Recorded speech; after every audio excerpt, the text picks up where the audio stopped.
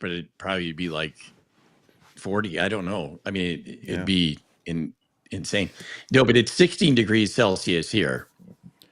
And we are now live. We're now live.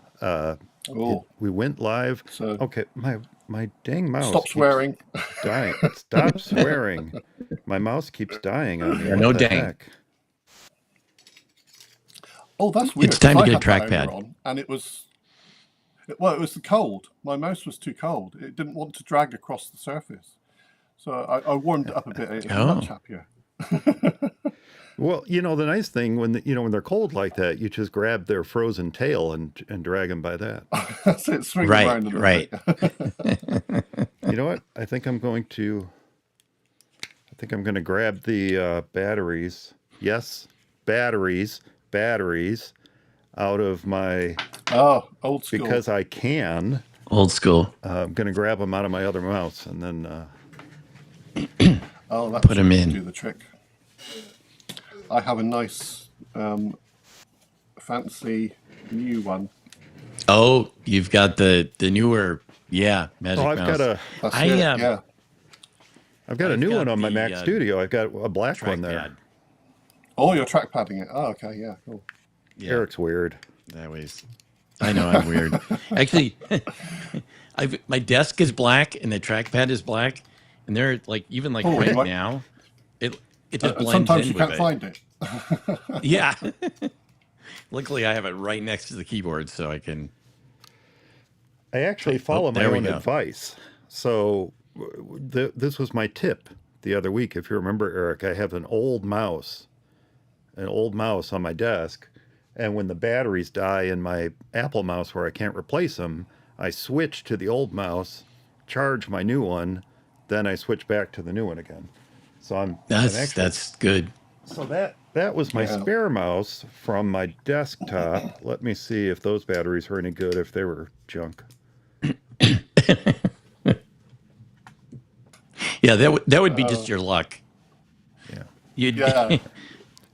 You find out like 2 minutes before the podcast that your mouse doesn't work. Yay. Right.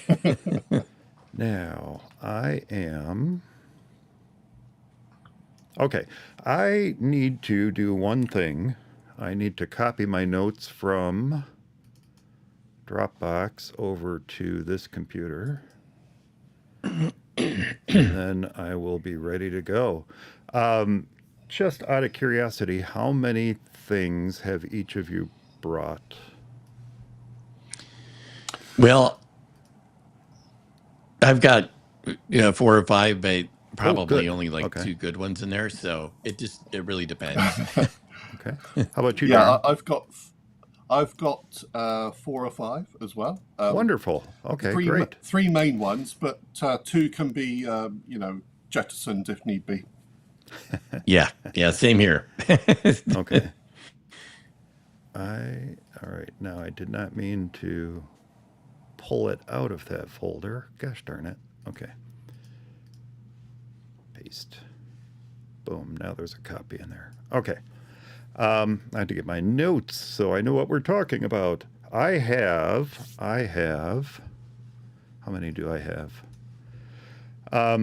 So Eric got a little preview because I sent an email to a number of listeners. I think it was 3. 3 have been in touch with us recently. And I sent an email over to them and I said, hey, we're doing the holiday gift guide. Would you like to contribute some gift ideas? And Lisa wrote back to both of us. I'm like, no, don't tell Eric what you're sharing, because this is how I get away with not having to come up with a bunch of items. But I still did on my own. I have got 1, 2, 3, 4 items, and then I've got 2 from Lisa, and I've got a third one that was unintentionally given to me by another listener, Nick. You know Nick, Eric. And Nick's in Germany. And he said, I haven't purchased any new Macs or iPhones or iPads or anything lately. I don't have anything to share. I'm like, really? Nothing? You have nothing Nothing. to share?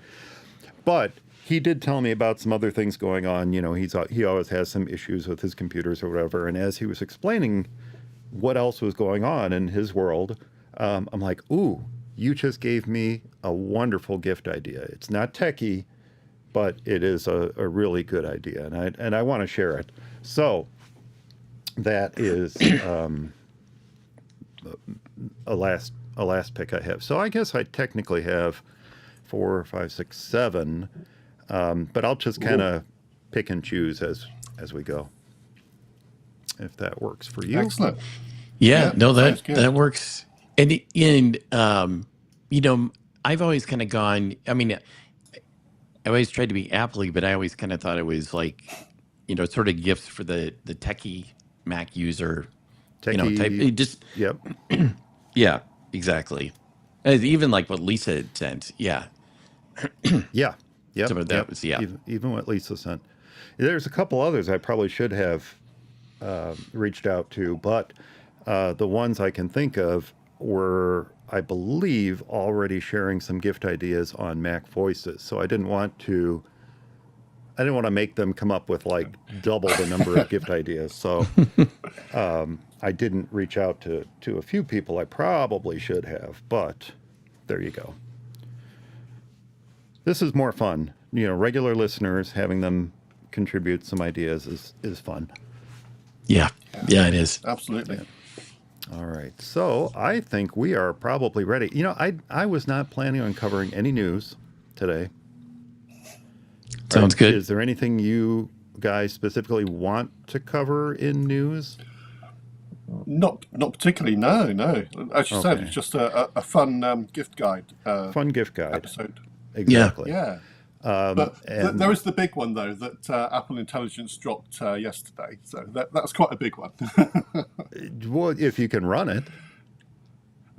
Well, there's I can't run it on my phone, so I'm running it now. no big deal to me.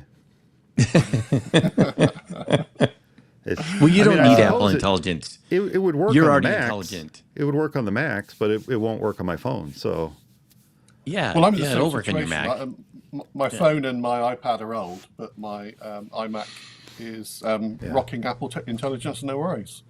And I'm going to have a good play with that at some point. But just haven't had time. It only dropped yesterday. I hope you have a wonderful play with it, Darren. Excellent. I was going. You sent me that video, and that's wonderful. Thank you for sending that video. But I had already gone through all the articles listing all the features new to, the latest Mac OS and the latest iOS, and I'm like, really, there's nothing here for me. I don't. There's nothing there. Yeah. So it. Oh, Once Apple fixes that screen sharing permission bug, then I will. Which actually there's a feature, or a bug, a feature bug. Oh, look at he set off the balloons. Balloons. What just by doing that? Yeah, Be careful. How did I do that? I know. Nice. Excellent. Very nice. You know, I was going to say, I put that shell script in and I have that kick off, and I've not had any screen sharing stuff come up. That's great. Yeah, no, I'm gonna does get work. upgraded. Both my wife and daughter came to me last week and said, "Oh, we're getting this notice about iOS 18. Should we install it?" I'm like, I haven't even installed it on my devices yet. And they said, "Well, good enough for us. We're not going to install it." I said, I did say once 18.2 comes out, I'm going to go ahead and install it. I just hadn't gotten around to it yet. And the one thing that really makes me nervous is the new Photos app. I've you've been heard lots of things reading about up on that. So much screenshots. I mean, everything. I don't know. Yeah. I don't know if I want to deal with all that, but. There's a lot of disparity and stuff out there about the Photos app, but it's nowhere near as bad as what people or some people make it out to be. In fact, once you get used to it. Here's what I want. I want to open the app and see my photos. That's it. I don't want any Well, weird albums. I don't want to see special faces. I don't want trips. I don't want any of well, that that's junk. it. I just want to see my pictures. The new Photos app is highly customizable. So what people don't seem to be able to understand is that when you scroll down to the bottom of the app, there's a customize button, and you just click that and customize it to look exactly the way you want it to. So to me, there's absolutely no issue at all, and people are complaining for no reason. But there's all that other junk underneath your. Yeah, but it's optional. I just want my pictures. That's it. I just you want my pictures. You can turn off all the other stuff if you want. And then it shows me a grid like this with no other stuff on it. No other features. Indeed, you can customize the new Photos app to do exactly what you want. Like you say, yeah, just have your photos list shown and nothing else. If you're wrong, Darren, you're gonna pay. You're going to. Yes, I'll pay for that. You're Yeah, absolutely. In so much trouble. I don't have a spare phone to play with. Otherwise, I was thinking, gosh, I wish I had an old phone to play with. So I guess I should pick my wife's phone and say, let's experiment with your phone, dear. There you go. But no. You know what's funny is I've actually, mine just comes up with my library like that. I don't know. I don't know. I just said something, but what's weird is I did notice stuff that changed and I didn't like it, but I just kind of kept using it. I must have kind of, I don't know, got it the way I wanted it to. I know you can turn off all that stuff. I've seen that, and that's fantastic. But good. So what I just saw, Eric, is what I want. I just want a grid view of my photos. Yeah. And that's it. Yeah. Yeah. At the bottom, so I get this in the right place. See, all that junk. I don't want any of that junk. But look at that. Look at all that. I just want to turn that on. So at the bottom, there's a customize this view. But I want to be able to get to my albums. I just don't want to see them on my images screen. Well, that's right. You can go to the menu to get to the albums and just not have them show on your images screen. Oh, good. Okay, perfect. That's what I want. Perfect. Wonderful. Thank you. All right, I'll upgrade this afternoon. That make you happy, Darren? Yeah. Oh, excellent. I didn't want to be one of those people, just complaining about it. I wanted to proactively complain. Yeah. And, well, that's it. If you haven't tried it, you can't really complain about it. Yeah. I can't complain about it. No, I cannot. All right. You probably saw the chat comment go by. We're going to get started right now because you saw the chat from Brian. Good afternoon, Brian. I'll put it back up there again. Where's my button? Oh, there it is. Can't find his button. There it is. Looking forward to hearing about these amazing gift recommendations. I'll be in and out of the chat. Yes, that's wonderful. We are looking forward to sharing them.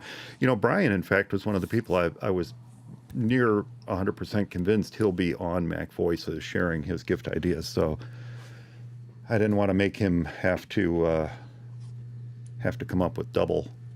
And I didn't want to steal any from Chuck, Yeah. So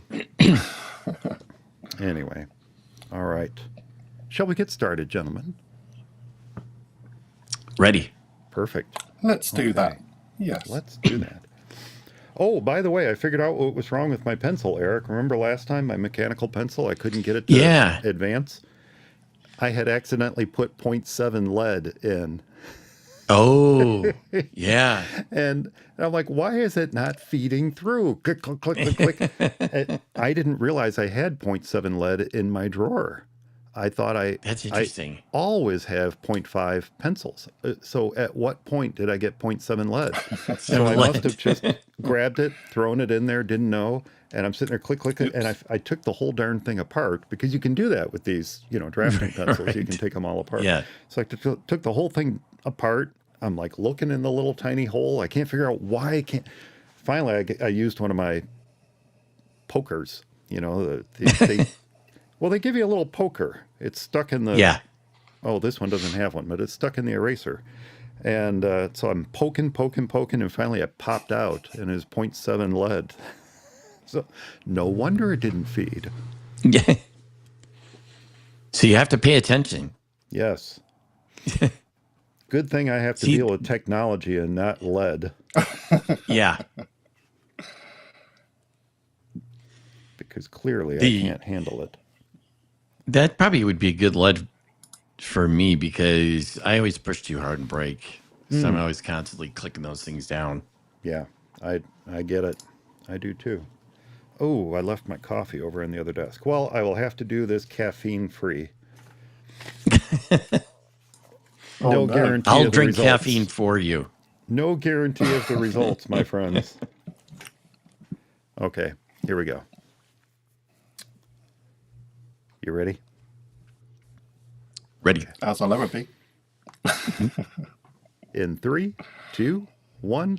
It's For Mac Guys Only, episode number 442 for December 13th, 2024.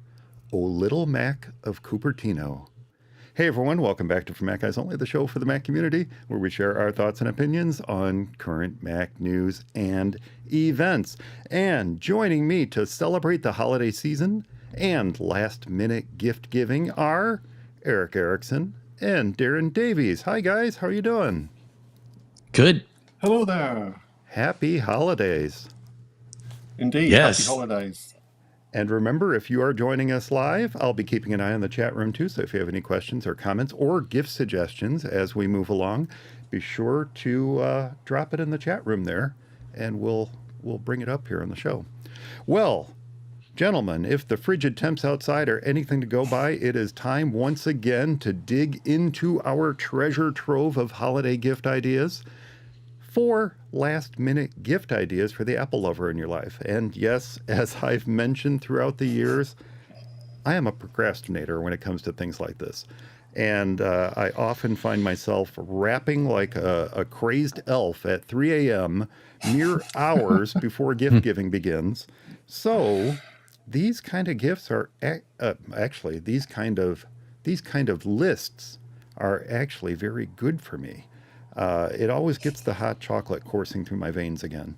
But what about you guys? Eric, are you the get the presents months ahead and wrapped kind of people, or are you a procrastinator like me?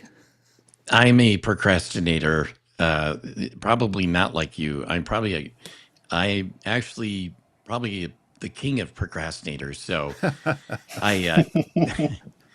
I do try, and I do think of stuff, but yeah, it's just part of my nature. So these kind of things are good for you too. Yes, exactly. No, it's very good. And Darren, this is your first appearance on the Last Minute Gift Guide episode. Absolutely, yeah. I'm honored. How about you? Are you a procrastinator like us? Well, I have this little trick which might come in handy for you guys and our lovely listeners and watchers.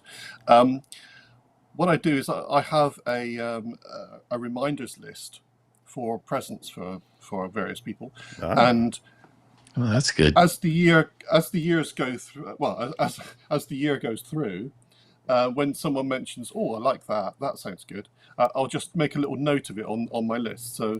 So when it comes to buying present time, I've already got a pre-baked list of things that people have liked through the year.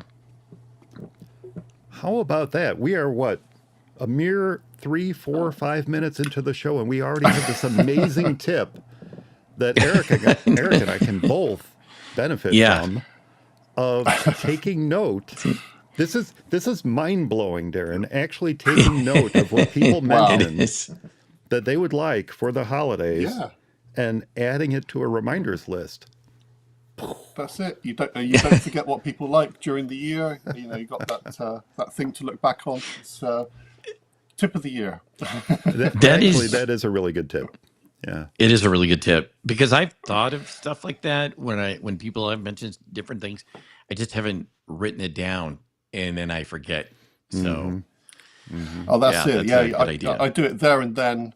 Just add it to a reminders list. I've got a particular list for present ideas, which of course no one else can see, and I just populate that list, and it's quick and easy to do. You can just do it there and then. You don't have to be very descriptive. You can just put a little one or two words in, and then fill it out later if you like to be, a bit more specific to what someone would want for Christmas. And then when the time comes, you've got your list. I will admit, ever since the advent of these things, my brain has just become mush. I can't remember a darn thing anymore. Someone was asking me, my daughter was asking me the other day about the lead singer of the Bangles. And I'm like, oh, I saw the Bangles in concert back in the 80s. I'm like, what? That's it. What is the lead singer's name? And it took me the longest time to figure out Susanna Hoffs. And even then, I had to do a search first and use my auxiliary brain to remind me who the lead singer of the Bangles was. That's crazy. But these have become such external brain. Our external brain. They have become such an important part of our lives, where everything we need to remember, everything we need to think about is in these little slabs of glass and aluminum that, gosh, I just can't retain a thing anymore. No, But mind you're probably good with long-term memory, though, aren't you? It's the short-term memory that's the problem. It's the long-term stuff that sticks there and just stays forever. Long-term, unless it's the name Susanna of the lead Hoffs. singer for the Bangles. Yeah. That I can't remember. Apparently, I could remember everything about the night that I was there watching the Bangles perform on stage, except the name of the lead singer. So. But if you can still remember the lyrics, you're still got it. Oh, if you can remember walk the like lyrics. an Egyptian. Yeah. Walk like an Egyptian. Exactly. Manic Monday. I remember all that. But why remember the lead singer's name? I don't know. It's so frustrating when you can't remember something like that, though. It really is. It drives me crazy. Yeah. How about both of you? Do you also rely super heavily on IMDB? I mean, I've used IMDB for years, right? I mean, I can think back using it like 20 years ago. You know? Easily.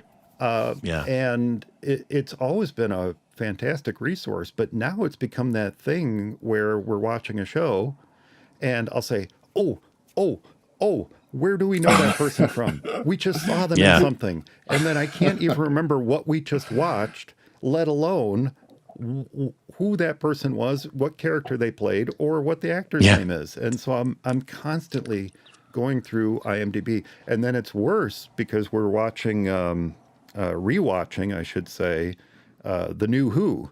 You know, so we've gone through Christopher Eccleston, we've gone through David Tennant, we've gone through Matt Smith, we're up to Peter Capaldi right now. How I can remember all those, I don't know. It's Darren's long-term memory. But we're just starting Peter Capaldi, and the thing about Doctor Who is because The New Who started in 2005, was it 2005? There are actors on that show that were really young when they were on it.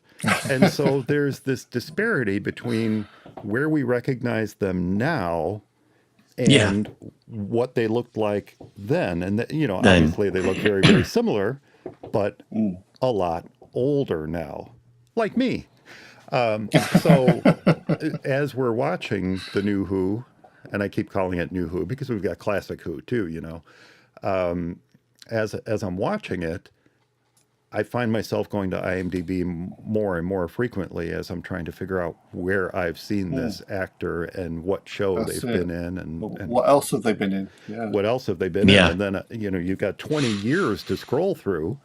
Well, with a show like Who, definitely. There's how many episodes? Hundreds. Oh gosh, hundreds. Yeah, 60 across the years. I mean, 60 years. Yeah, so that's it. It started in was it early 60s or late 50s? Something like that. 63. Oh my God. 1963. Well, I remember the first thing I watched was Peter Cushing with the Daleks. Black and white classic, the film. That's the first thing I watched. That's the film, yeah. No, it's like Bruno. Nobody talks about the film. Nobody talks about Bruno. Nobody talks about the film. Yeah. I like the original stuff. That's a Disney reference. Sorry, I'm mixing Disney and Who. I shouldn't be doing that, but there you go. Yeah, you should never do that. No. Don't cross the streams. Yeah, we won't mention that Disney is the distributor of Who here in the States now, but that's neither here nor there. Oh, that makes it awkward. Yeah, so we just watched. I know we're completely getting off track here, but we just watched the 50th anniversary Who episodes, and now the 60th anniversary are winging their way to my mailbox as we speak. They just shipped. It was just released here in the States. It's been out in the UK for almost a year now, but it was just released on Blu-ray here in the States a week ago. And so my copy of it is making its way here. And then I have to wait for season 1. Don't call it season 1, but thank you, Disney. They're making them call it season 1. And I have to wait for that to be released. I think it's going to be released here in March or something like that. Back to the I'm show. doing something similar. Oh, sorry. No, go ahead. Go ahead. I can cut all this out. This is entertainment for the live stream. Well, okay, right? Okay, no worries. Live stream special. When I was young, my mum insisted that I go to guitar lessons, which is good because now I can play the guitar, and later on in life, it's turned out to be a good thing. You know, being able to play the guitar is fantastic. So I'm glad she made me do it, but it did mean I missed Doctor Who, and it was shocking to me. It's like, can I live with by missing Doctor Who by going to these guitar lessons? So I've recently started with all the ones that I missed. So back in the day, that was Tom Baker. He was the Doctor for me. That's so what I started with. I'm revisiting the Tom Baker years, and that's I'm going back in time now and watching all the things that I wasn't able to watch when I learned to play the guitar back in the day. Well, of all folks to get me hooked on Doctor Who, it was my mom.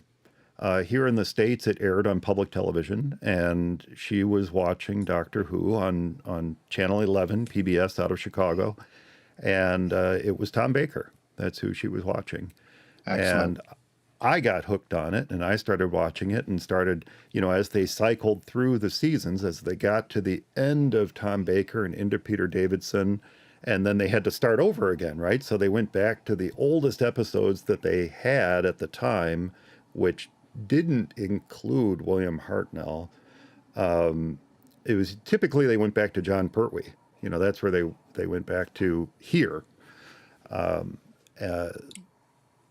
so it was always kind of fun to see John Pertwee and then go back into Tom Baker and then get to Peter Davidson. And by then you were reaching the end of Peter Davidson and would get into Colin Baker. And so, and then I was in college. So I did not see much of Colin Baker, and in fact, I'd say I have only seen a handful of those episodes, and then Sylvester McCoy, I've seen like none.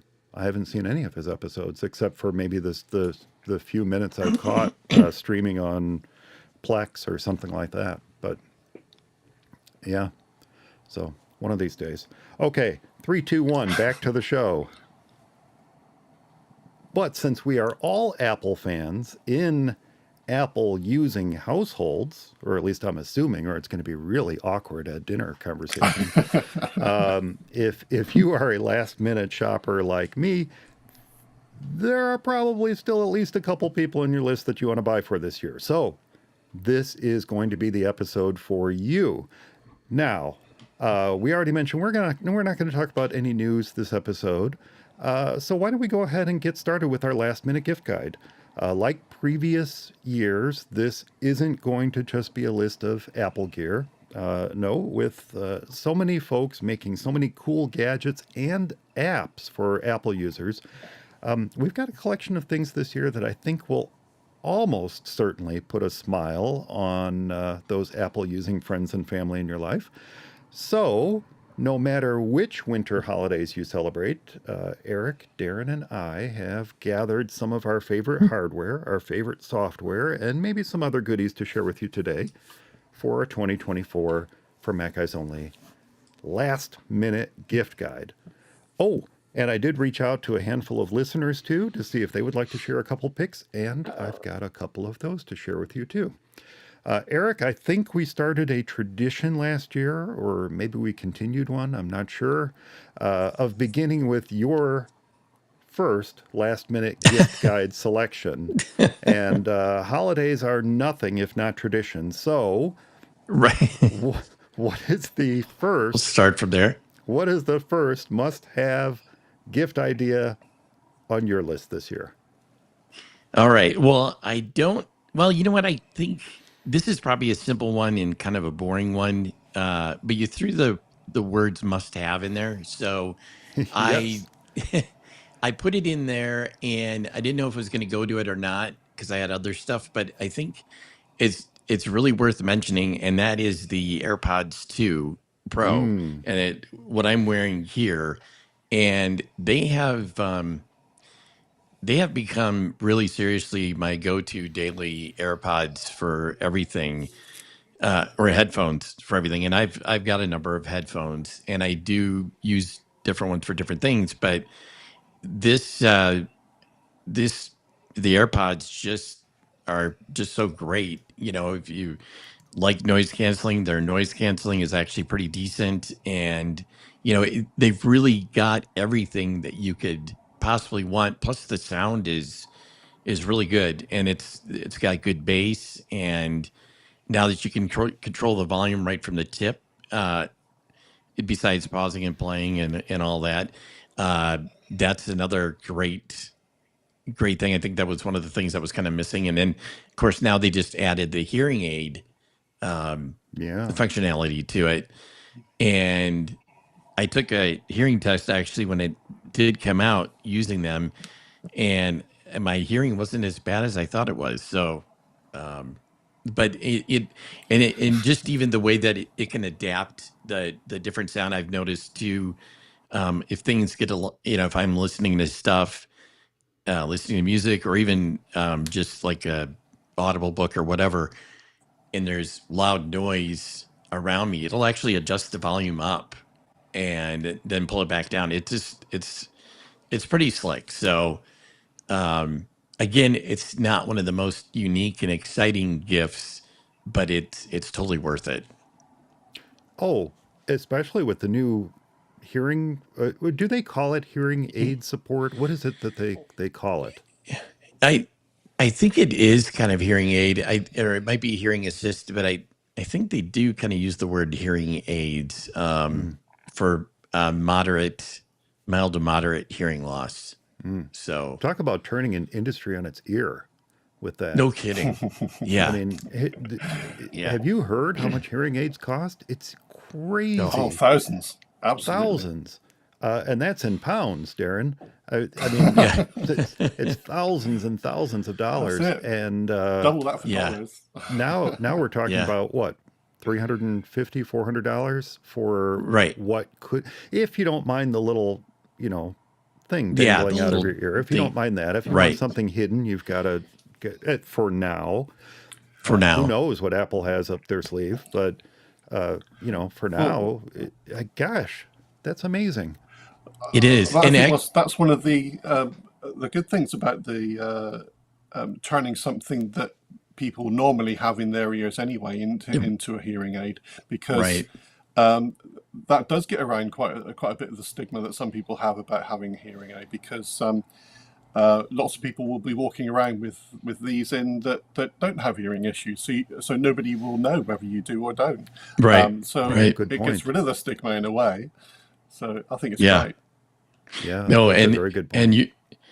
the price for these now, they've really kind of come down. I mean, on sale, I think you can get them on Amazon for 160 right now, and normally they're 249. But I think Walmart has them 174 or something like that. So it is. I mean, especially if you do have some hearing loss and you are looking for a good pair of headphones. I mean, and the great thing too, you could just have these in your pocket, and pull them out anywhere. You're stuck in line someplace and whatever. It's just a really good thing. Yeah, and I think the best thing was I don't know if it's the government deregulating the hearing aids, because they kind of, companies had sort of a monopoly on that, and they could charge whatever they wanted to and really not enhance or, you know, augment the technology. I mean, they didn't really go out. Now I think there's going to be more R&D, and I think things are going to be a lot cheaper and stuff. So yeah, it's really good. Yeah. And, now you're talking about hearing augmentation, but there's also the dampening effect that they can provide as well, Yeah. blocking out extreme noises around you while allowing you to focus on what someone nearby is saying. Yeah. They're almost like bionic ears, quite frankly. I know. It is. It's really slick.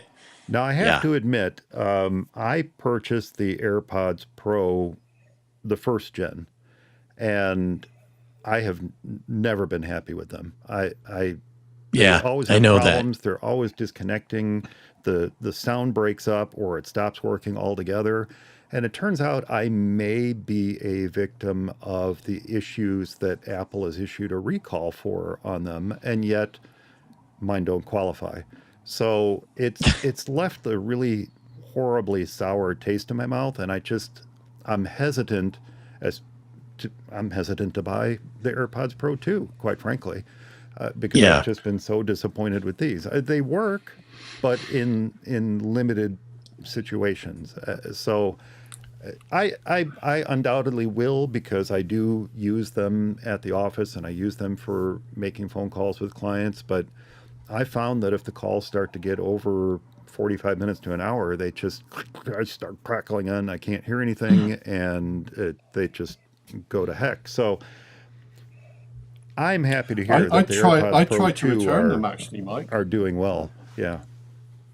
I think I would go with returning them and see what the lovely Apple specialist will do for you, because they are very good.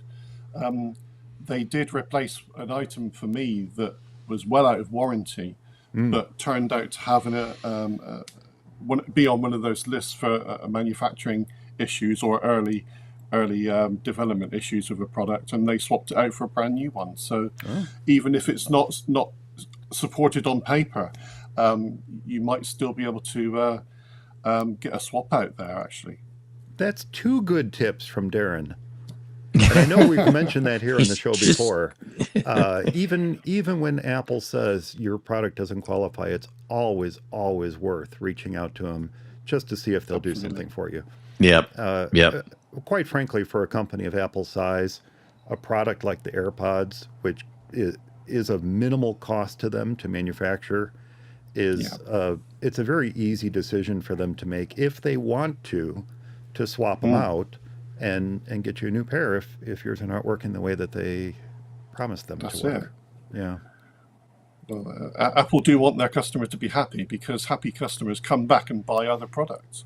And they tell other friends. It's unhappy customers that don't come back. So I find them really good. Maybe that's just the shout out to the guys at the Exeter Princess Hay Apple Store. They've always been most excellent. So maybe it's just because I've just had really good experices, but you should try. Maybe I'll mail my AirPods to you, let you bring them into the Exeter Apple Store and see if they'll swap them out for you. Anyway, Darren, you are our last minute gift guide newbie. Why don't we let you go next? What is your first pick for last minute gift idea this year? My first pick, luckily my other picks are much less expensive, but my first pick is the big one. Okay. So obviously, since this is a Mac show, of course, my pick is a Mac. Funny enough, this is angled sort of towards people that are still using Intel Macs.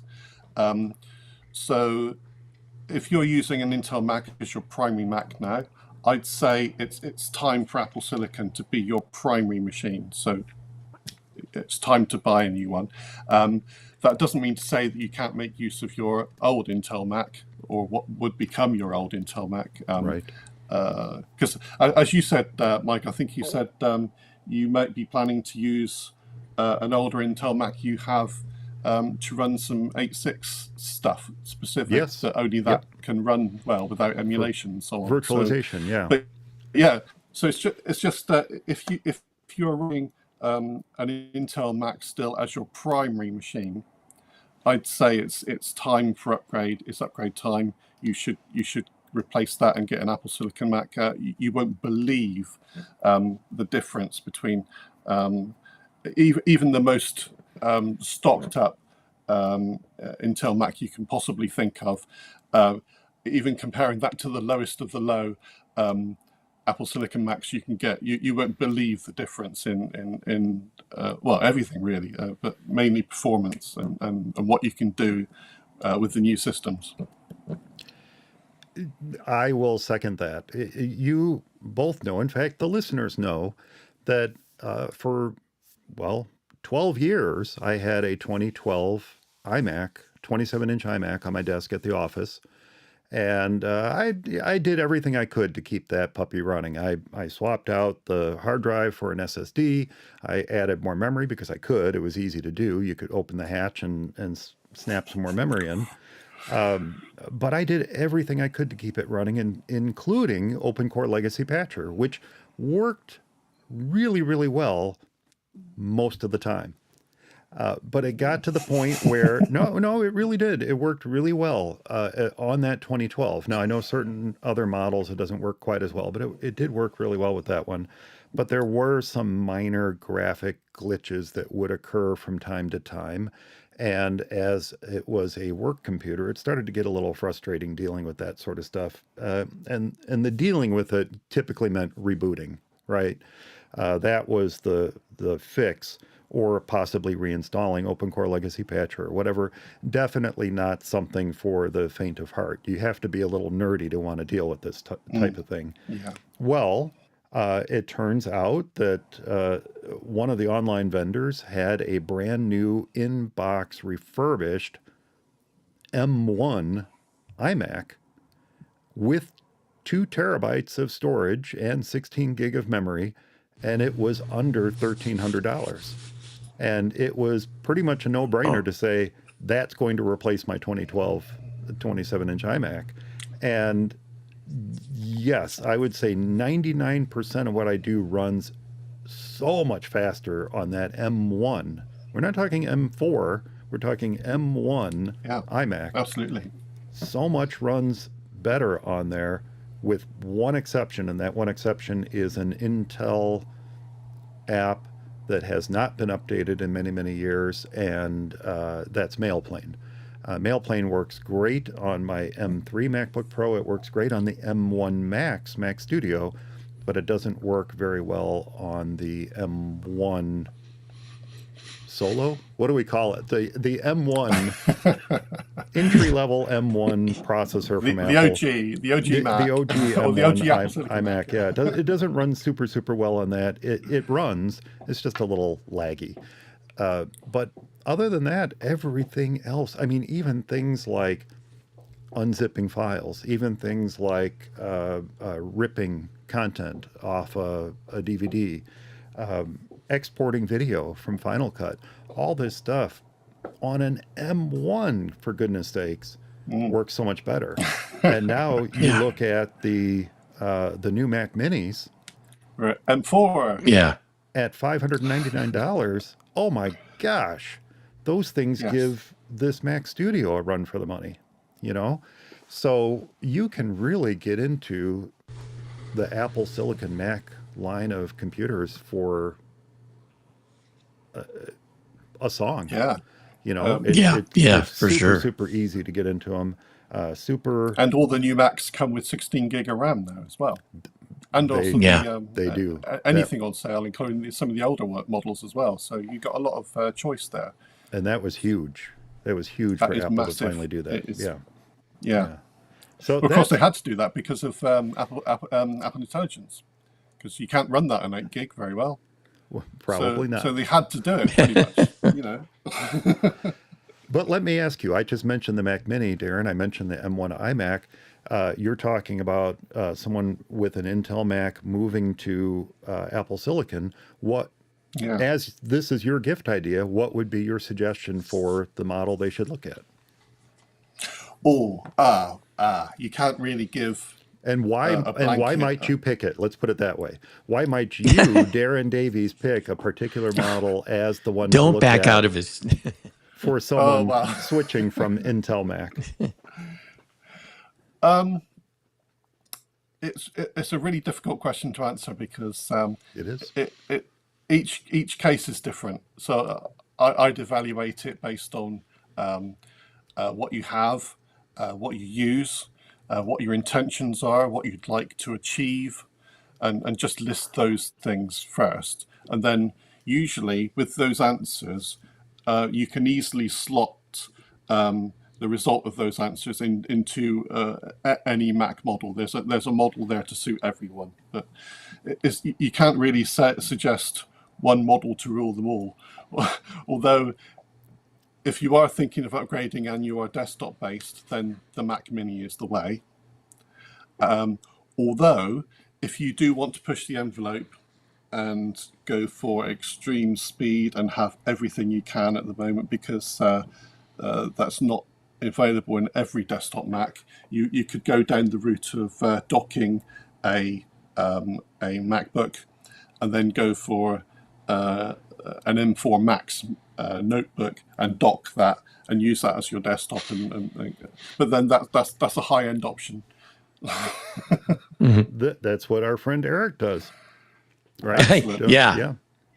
I was going to say that with the Apple Silicon now, really the MacBooks and the laptops in general, you really can use them as a desktop machine. Oh yes, absolutely, yeah. And they've always had the ability to plug displays in, use it in closed lid mode, and but that seems to even work better now without any hiccups. And it's just, I mean, I'm kind of amazed at how well it works. You know, not saying that you don't need a studio or Mac, but it is really amazing. And even if you don't plug it in and charge it, you've still got 24 hours battery to be able to, and it will run at full speed. So there's no compromise. You can use a Mac laptop as a desktop replacement if you want to. Nothing's stopping you. Yep, exactly. The biggest question, I think, and by the way, congratulations, Darren, on your weasel words. I say that all the time when I'm talking to clients. I will always use the word should. You never say will. You never say this is absolutely going to be the case. You say should. Yes. That should work. Yeah. You should be able to do that. Should work. That's it. Yeah, that's right. Should is the tech support weasel word of the century. Yeah. That's right. So very good on kind of dancing around the question that I very pointedly asked you. But I think you will agree, though, that the biggest question people have to ask, and this ties into what Eric just said, is that you really have to ask, do you need the portability, or are you looking for something that's going to be fixed on your desktop and doesn't really need to move about? If your secondary computing device, your portable computing device, is your phone and or an iPad, you don't need portability. Why spend for the engineering and the extra resources that go into producing a MacBook when a Mac Mini or an iMac would do just fine? Yep. Perfect. Yeah, I'll second that completely. That's why actually I have my main computer is an iMac, because I've got the portable side covered with my phone and my iPad. So I don't need to go into the laptop direction. And the other thing is some people overestimate what they need as a computer. True.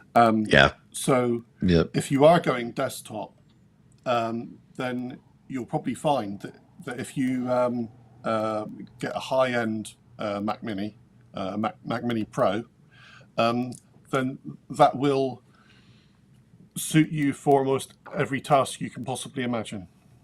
Yeah, I agree.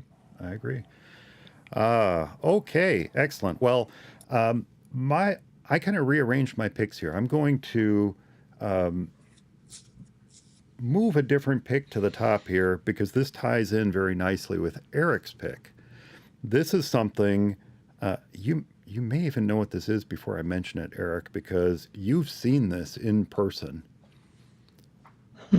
You asked what it was, and I explained it to you, and you're like, "Oh, that's kind of neat."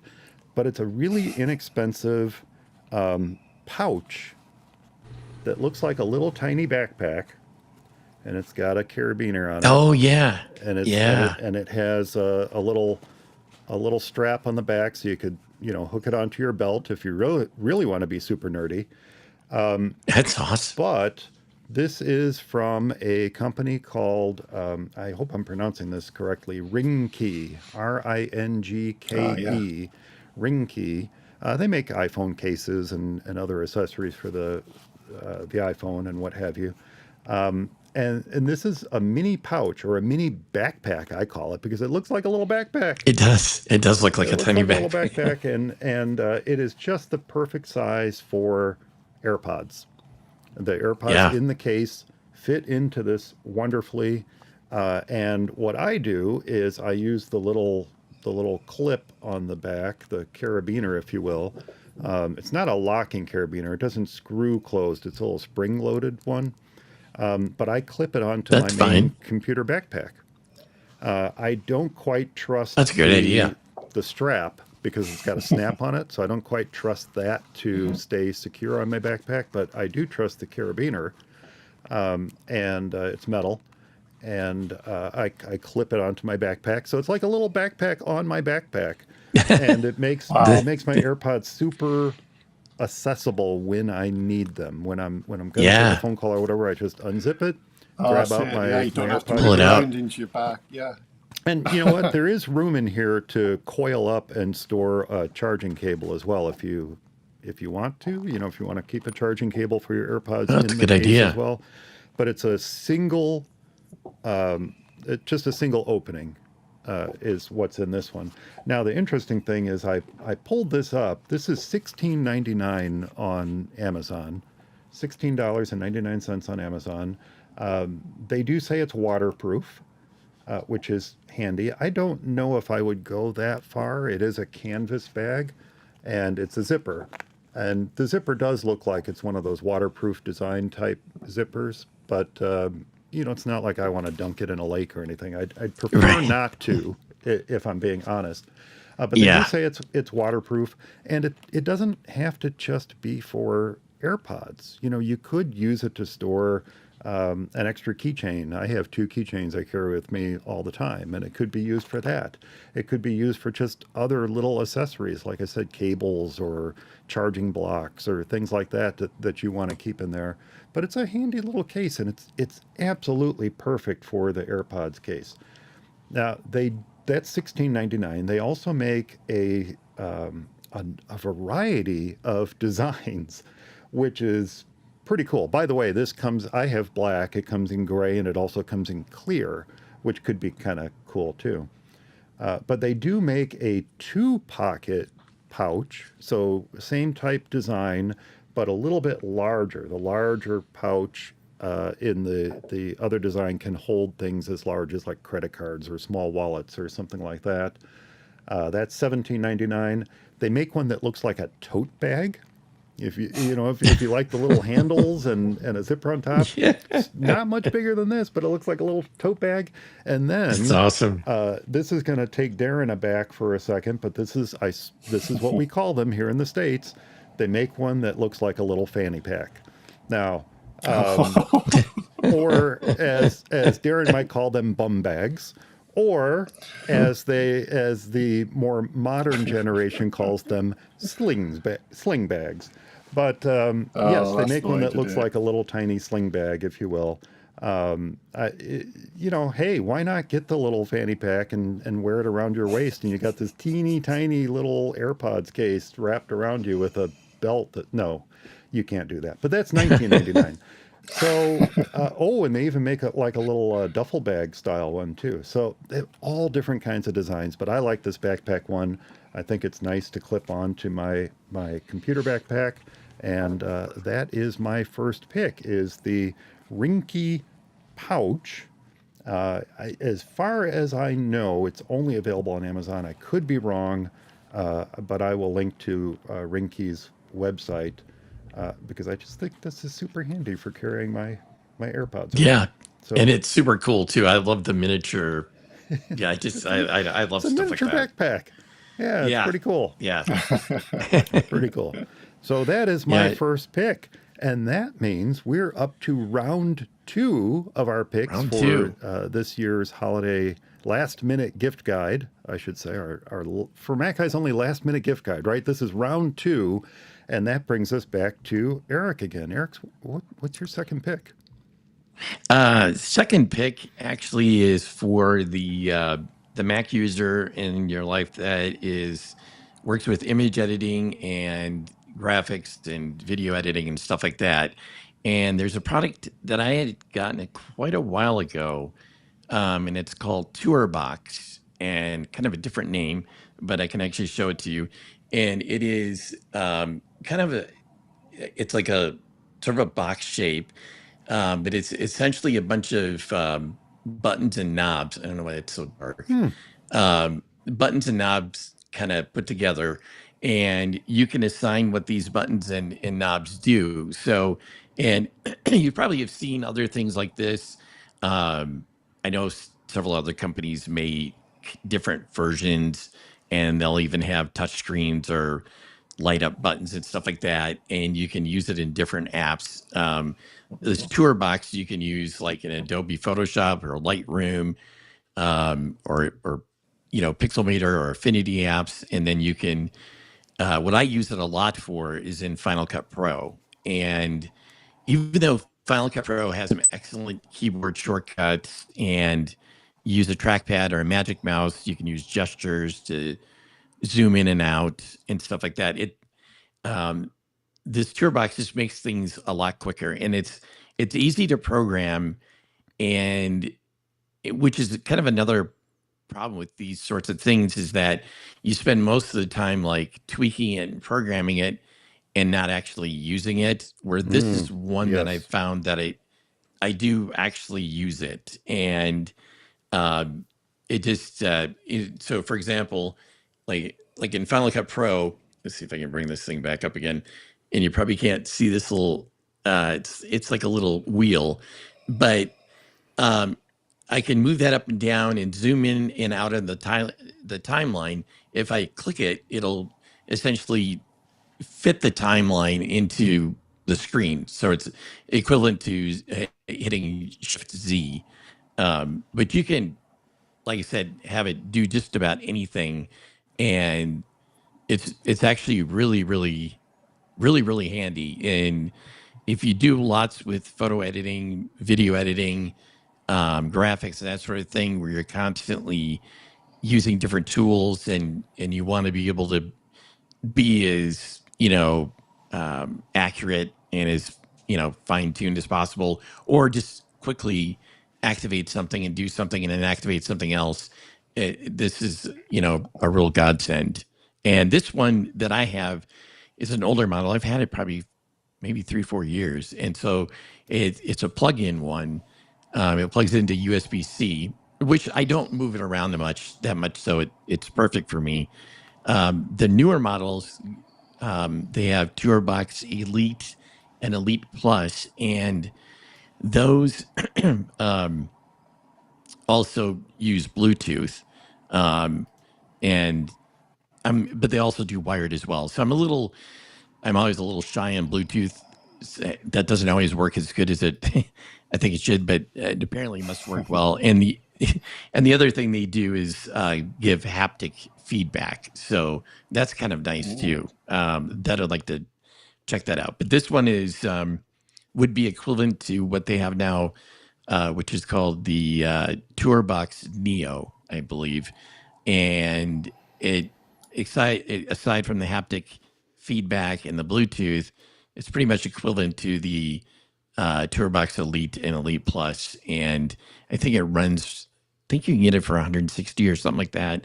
So it's cheaper than a lot of these others. Like Logitech makes something similar that looks nice, but it doesn't really have the functionality that this does. And there's other ones I've seen on Amazon that cost upwards of $400 or $500, and again, they look really neat, but the reviews aren't all that terrific on them. So it's definitely something either for the Mac user or even the Windows user. But and I think the new TourBox Elite Plus also will work on your iPad. So Wow. So it's pretty slick. That's going to be very handy for, I would imagine, for folks who use Final Cut on the iPad or the Affinity apps or anything like Yeah. that, where you can have that extra Yeah. functionality and have it, right there at your Yes. fingertips, but not needing to use your fingertips, if you will. You're not touching the screen, you're Right. touching this physical device instead. Yeah. Right. Exactly. Which is pretty awesome. Yep. Yeah. It's definitely something to look at, especially if you do a lot of that stuff. It reminds me of I purchased a jog dial many, many years ago that was designed specifically to use with Final Cut, and I never actually put it into service all the time. I think it was because I needed that extra space on my desk, but I like the size and shape of what you've got and all that extra functionality on it too. And it does look like it has a jog dial, so that's It even does. better. Yeah, it has a couple dials, and it's almost like they've kind of set it up with the certain. They figured out maybe they optimized the right number of buttons and knobs, and most even the knobs click in as a button too. But it's like they haven't really modified that, so people must be happy with it, and it must work well. So yeah. But it's worked well real for me. buttons, that makes a change. It does. I know. And you don't have to look at it, that when you're using it, which is nice. Which is very cool. Yeah. All right. Let's see. That brings us up to, we'll put a link to that in the show notes, by the way. So, Eric, make sure you send me a link to the best place for folks to get that, because You bet. that is a really neat gift idea. And it's something that is available at, say, Amazon or someplace where you can get it quickly. Very cool. Yep. Very cool. Darren, what is your second pick this year? Oh, my second pick. This is weird because it's We another like weird. computer. But this time it's not a Mac. Shock. Oh no, I think I know what this might be. Oh really? Oh really? No, you tell us. You tell us. But I have a guess. What it might be. I'll tell you if I'm wrong. I think what you think I'm going to say is not what I'm going to say. Okay. All right. Oh dear. But you can use this pick as a thing that you are thinking of. So my pick was only released this week. So it came out on Monday. So this is very, very new, hot off the press, pretty much. So the pick is a Raspberry Pi, but not necessarily any old Raspberry Pi. So this is the newest version of what was the Raspberry Pi 400, which is a Pi that's built into, already set up and already configured as a keyboard. So inside the keyboard is a Raspberry Pi, and so the keyboard itself acts like a computer. So very similar to going back in the day when you bought your Atari ST or your Amiga, and you would that is a keyboard designed with the whole computer inside the keyboard. This is the same, but for an ARM-based computer, very, very inexpensive ARM-based computer as well. So great for projects, for makers, for people controlling systems, for for kids, especially for learning Unix-based stuff, learning different operating systems, and it's almost indestructible. And it almost doesn't matter if it is destroyed, because you can just buy a new one for not very much in the old money situation. So yes, it's a Raspberry Pi 500 keyboard. So I've got nice links there that I can share to send people into the right direction to have a little look at this. But it is a old school keyboard type design, but very modern looking, but with a Raspberry Pi already built into it. Just take it out of the box, plug the power supply in, turn it on, and you're pretty much golden. You're done. You've got a computer for hardly anything. Is this now? Did you say it and I missed it? This is the Raspberry Pi 500. Is that what they call it? That's right. That's right. Right. Because Okay. I was going to recommend the 400 when you sent your original email, but then just as I put the links together, the 500 came out that day. So See? it's only just come out this week. And I knew it was coming. I knew it was coming, but I'm not sure it's available here yet. I love right. the 400. I think that was a fantastic way to get the Raspberry Pi into the hands of folks who might otherwise feel a little uncomfortable with unboxing Yes. a bare board and sticking it in a case. And, you know, Yes. yeah. For anyone that would be intimidated by such things, even though it's reasonably straightforward to put one together, it's not a problem usually. Oh, yeah, there you go. You've got one. So having it built into a keyboard that you just purchase and plug in and use is tremendous. And the experience of using it is wonderful. All you need really is a mouse. You just plug a mouse in, turn it on, and your computer is there, ready to experiment with. And you can very easily replace the operating system that it comes with other operating systems. You have quite a few to choose from, one of which is a system called Recallbox, which is available for the Raspberry Pi models, all of them, including the 500. So you write that to a memory card, plug that into your Raspberry Pi 500 now, and when you turn it on, you have a retro gaming collection of every system you can imagine, and it's pure joy to use. Absolutely. I mean, there are some things to talk about from the legal aspect of doing something like that. But Yes. we won't get into that in this conversation, but there are an absolute ton of games out there that you can get without worrying about the legalities of ROMs and all that kind of stuff that really make for a fantastic little gaming machine. Now that you mentioned, what was the retro one you use? It's not RetroPie. Recallbox. Recallbox, right? And then there's RetroPie as well. Have you used both? Yes, Are they that's both an option as well. I've tried both of them. I've tried that one, RetroPie, and Bataseira as well. But I find Recallbox to be the nicest of the three. Awesome. But of course, they're all free, so you can't lose. You just try one, and if you don't like it, try another one. You haven't spent any money on operating systems. And the way it works, by the way, is you mentioned that there are all these different operating systems for it. The Raspberry Pi typically boots off a little SD card.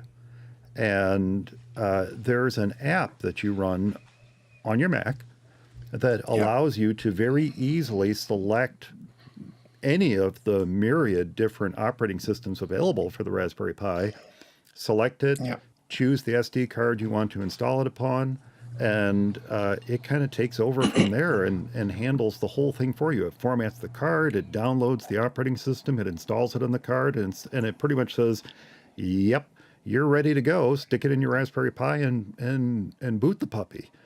And, and so you can have multiple SD cards, swap them in place, almost like back in the day when we had cartridges that we would plug into our video game systems or even into our computers. Some computers had cartridge systems, and you'd plug them in and you'd be able to, to do something different with that device.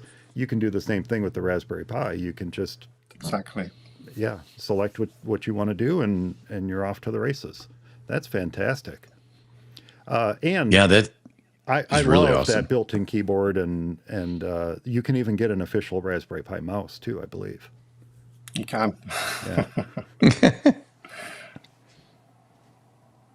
Well, That's really awesome. What was the price on that? I missed that. Sorry. Well, yes. Good question. Price to be announced, I think. I'm not entirely sure. Let me have a little look, because the link I have is specifically to the Raspberry Pi store. So let me see. They've got the price in dollars. That's quite nice. Available from $90. Oh, wow. and that's the That's full awesome. system. That's the one That's the with the full keyboard system. and So everything. the keyboard with a Raspberry Pi 5 built into it, all assembled, ready to go. $90. It's one of the best educational systems you can get, just to give to someone starting out in computers. They can learn an awful lot just by playing around and messing around with the Raspberry Pi. There's so much Yeah. you can do. Yeah. To me, the Raspberry Pi 400 was such a throwback to my earliest days of computing, because Yeah. I mean, besides the first computer I purchased, which I purchased from my friend Ray at the lunchroom in high school, but the Sinclair ZX81, or in the States was called the Timex Sinclair 1000, its whole claim to fame, besides the amazingly awesome things you could do with it, was that it was $99. Well, under $100, exactly. Yeah. Under $100, and you could purchase it as a So kit, this is or the you could modern purchase it equivalent. complete. Yeah, but it was an amazing device for the time, and then to to have it for such a low price point, and be able to pick it up at the local drugstore. And in my case, I actually purchased my first in-box new computer for $99 from Osco Drug in Tinley Park, Illinois. Yeah. Wow. That I was think I got just mine at such Kmart. a bizarre concept. Memory lane. Yeah. So now Yeah. to do, to kind of recreate that environment where you have a true hobbyist computer in a box for $100, ready to go, Yep. is Yeah. such a valuable thing to put out there into the world. The Raspberry Pi has been incredibly valuable for years now, but to have something like this that's ready to go for people who really want to get into the ins and outs of computing, gosh, I love it. I That's love it. everything those folks are doing at Raspberry Pi. Yeah. Oh, yeah. Balls to them. Shout out to the Raspberry Pi guys. Yeah. In fact, we got a comment from Brian, and he said that something like that new Raspberry Pi would have helped him jump into that ecosystem earlier. Exactly what we've just been talking about. You need something ready to go, but inexpensive for someone who's not quite, doesn't quite know if that's what they want to do. And yet, Yeah. here's Yeah. all this power, all this capability for a low price point. It's just crazy. Absolutely crazy. I love it. That is an awesome pick. Thanks, Darren. Excellent. Well, you may have seen me kind of futzing around here on this end if you're watching the live stream, because I didn't realize my iPad's battery was quite so low until just now when it said, "Hey, you're at 5%." And I went, "Oh no, because I need you for my next pick." So I was trying to find a lightning cable, which fortunately I have a bunch of those. I wouldn't have had a USB-C cable if I needed one. But I wanted to show off a product that I recently I wasn't recently introduced to it, but I recently purchased it. And I think I accidentally put something up on screen during the live stream while I was getting this ready to show you guys. But this is an independent developer. I believe he's out of the UK, but he creates a number of really handy apps for the Mac and for the iPad.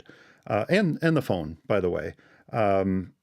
He creates a camera app, video camera app, an app that'll turn your phone into a camera for you called Shoot. He creates a program called Beat Sheet, and he also has a QCam that is an app you run on your Mac for live streaming, to assist with live streaming and things like that.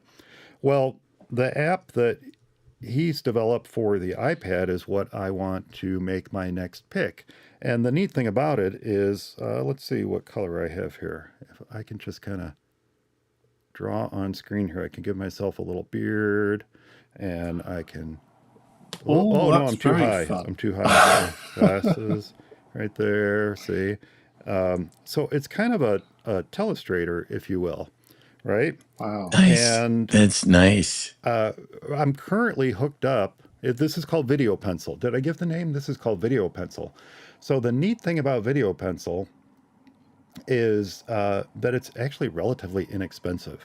To unlock the app and get all the basic features, it's $40, $39.99. And he did have it on sale for Black Friday, and I missed the sale, gosh darn it.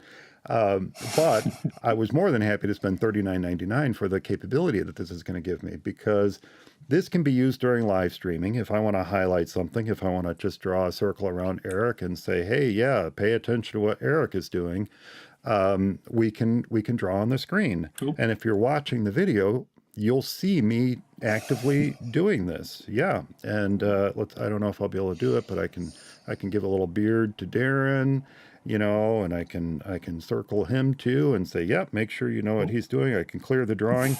There's different marker tips that I can use as I'm in here. Now, does this...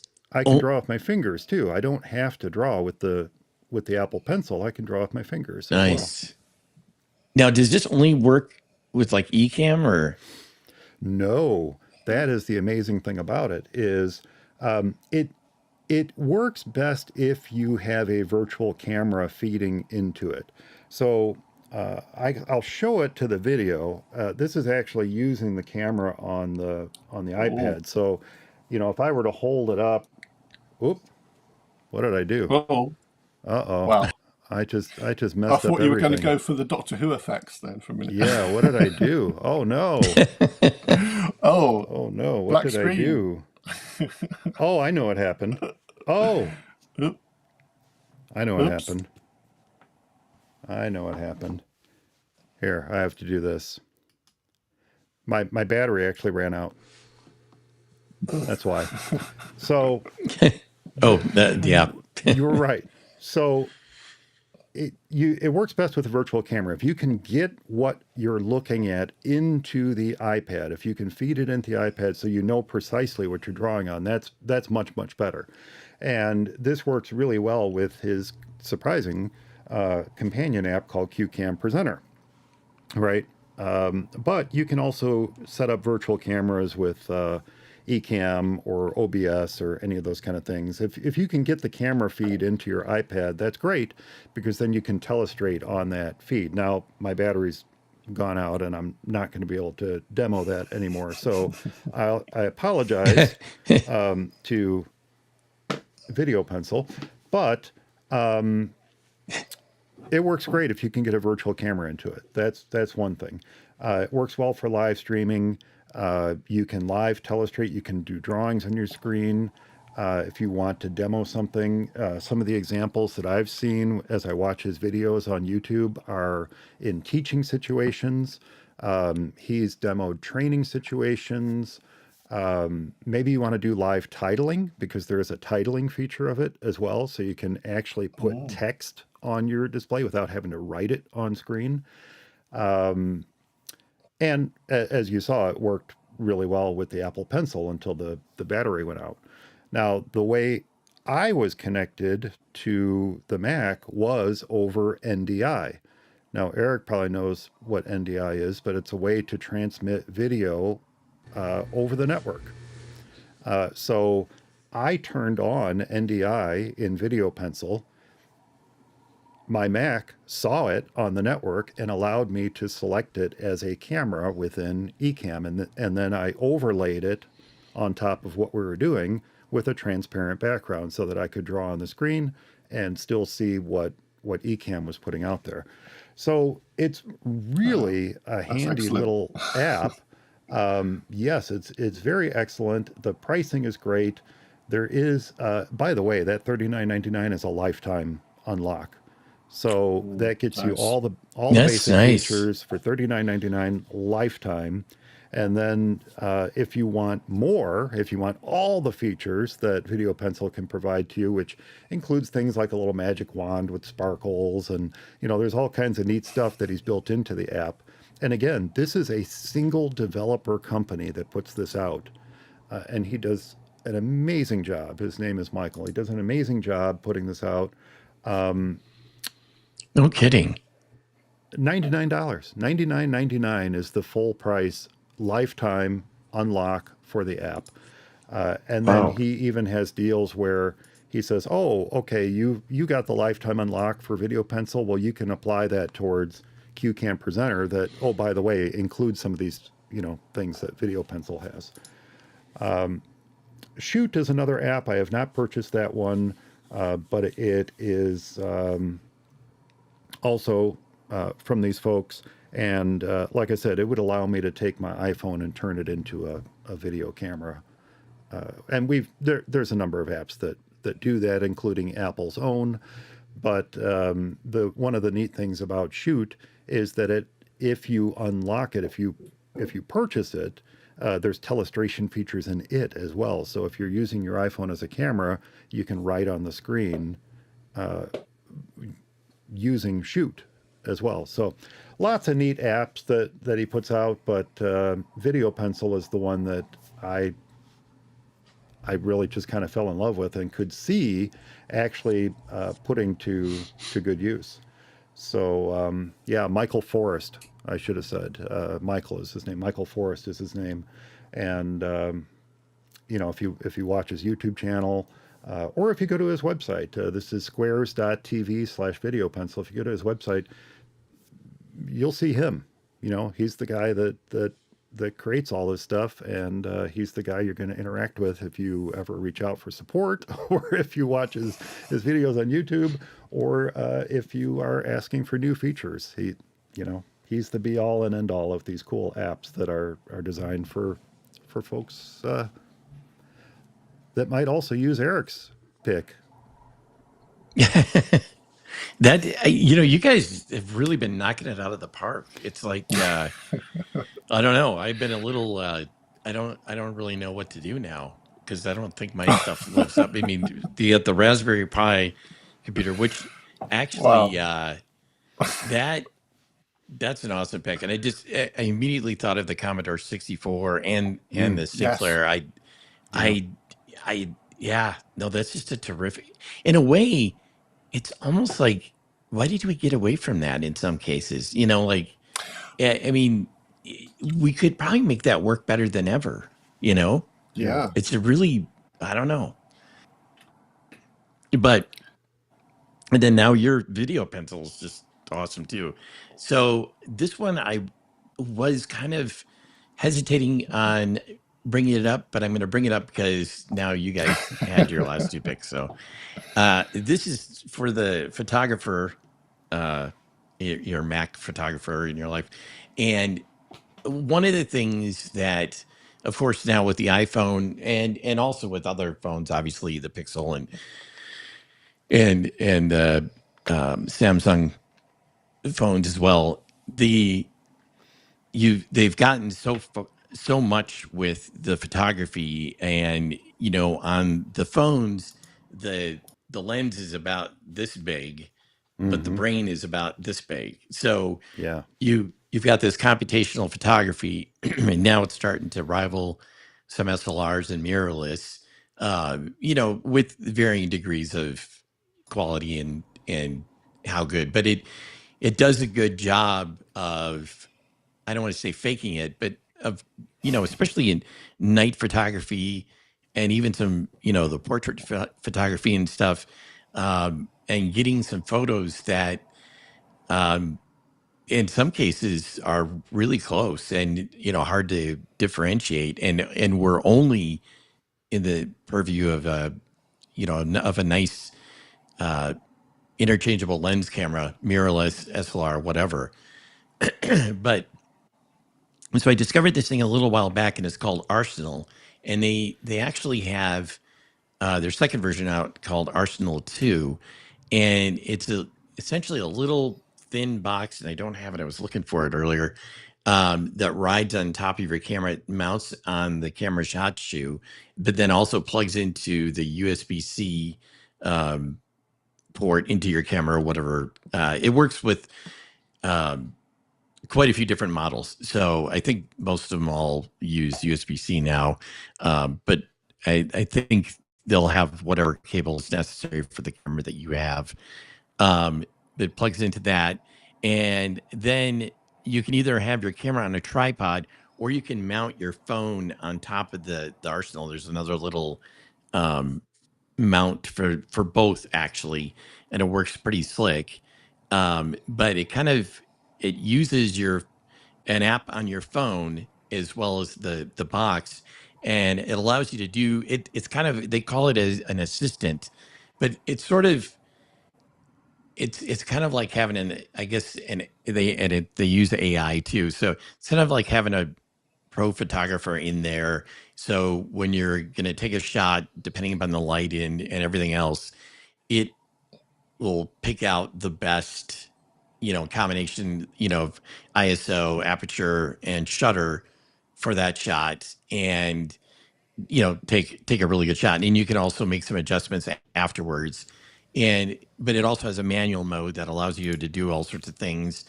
As a panorama mode that goes well beyond, what you can do on the panorama on the phone, because you can do both horizontally and vertically. They've got a night scene mode, for stars and stuff like that.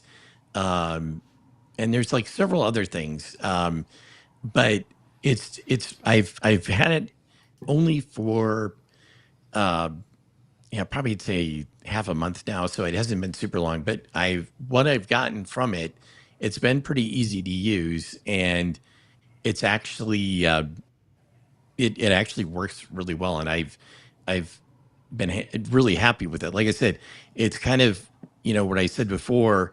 The phones, you've got a lens that's this big and a brain that's this big. Normally in the SLR, it's the opposite. Or mirrorless, you've got a lens that's this big, but a brain that's that big. And so this kind of adds that sort of computational photography to your mirrorless or SLR cameras. And I think I've got it through Kickstarter way back. So I think I might have paid $249. I think you can get it now for $299, depending upon how much they have left. And then I think it'll retail like for $429 or something like that down the line. But I got the Arsenal 2 Pro version, so that was like I said, $249. I think their Arsenal 2 was a little bit cheaper, but I think right now you can get the Kickstarter is sold out, but you can still get it before retail for like $299. So it's definitely worth looking into if you're interested in that sort of thing, or you think it's better than just putting it into your camera's green mode or the little auto mode. It seems to work a lot better than that. And also, like I said, you can use it in combination with your manual. And in fact, it's also got a bunch of different modes. I guess I didn't even realize my camera had, or maybe it adds it. I'm not sure. So, welcome to my world. So it sounds sad. Nice one. So it is just for photos only, not videos, as far as I know. Now, if I understand, this is not meant for iPhone photography. This is meant for folks who use a DSLR or a mirrorless camera. Or does it work for video too? No, it's just photo right now. Yeah. Okay, because one thing Yep. that you mentioned is nighttime photography, and I don't think anyone will argue with the line that nighttime photography is hard. It It's is. when you're shooting with a DSLR or a mirrorless camera, you can't generally just point and shoot and get a decent No. nighttime shot. However, with this puppy, with your iPhone, you can get a Yeah. really Yep. decent, maybe not perfect, but decent night shot Yeah. with very little thought or effort put into it. And I know that puts several burrs in the bums of photographers all over the place.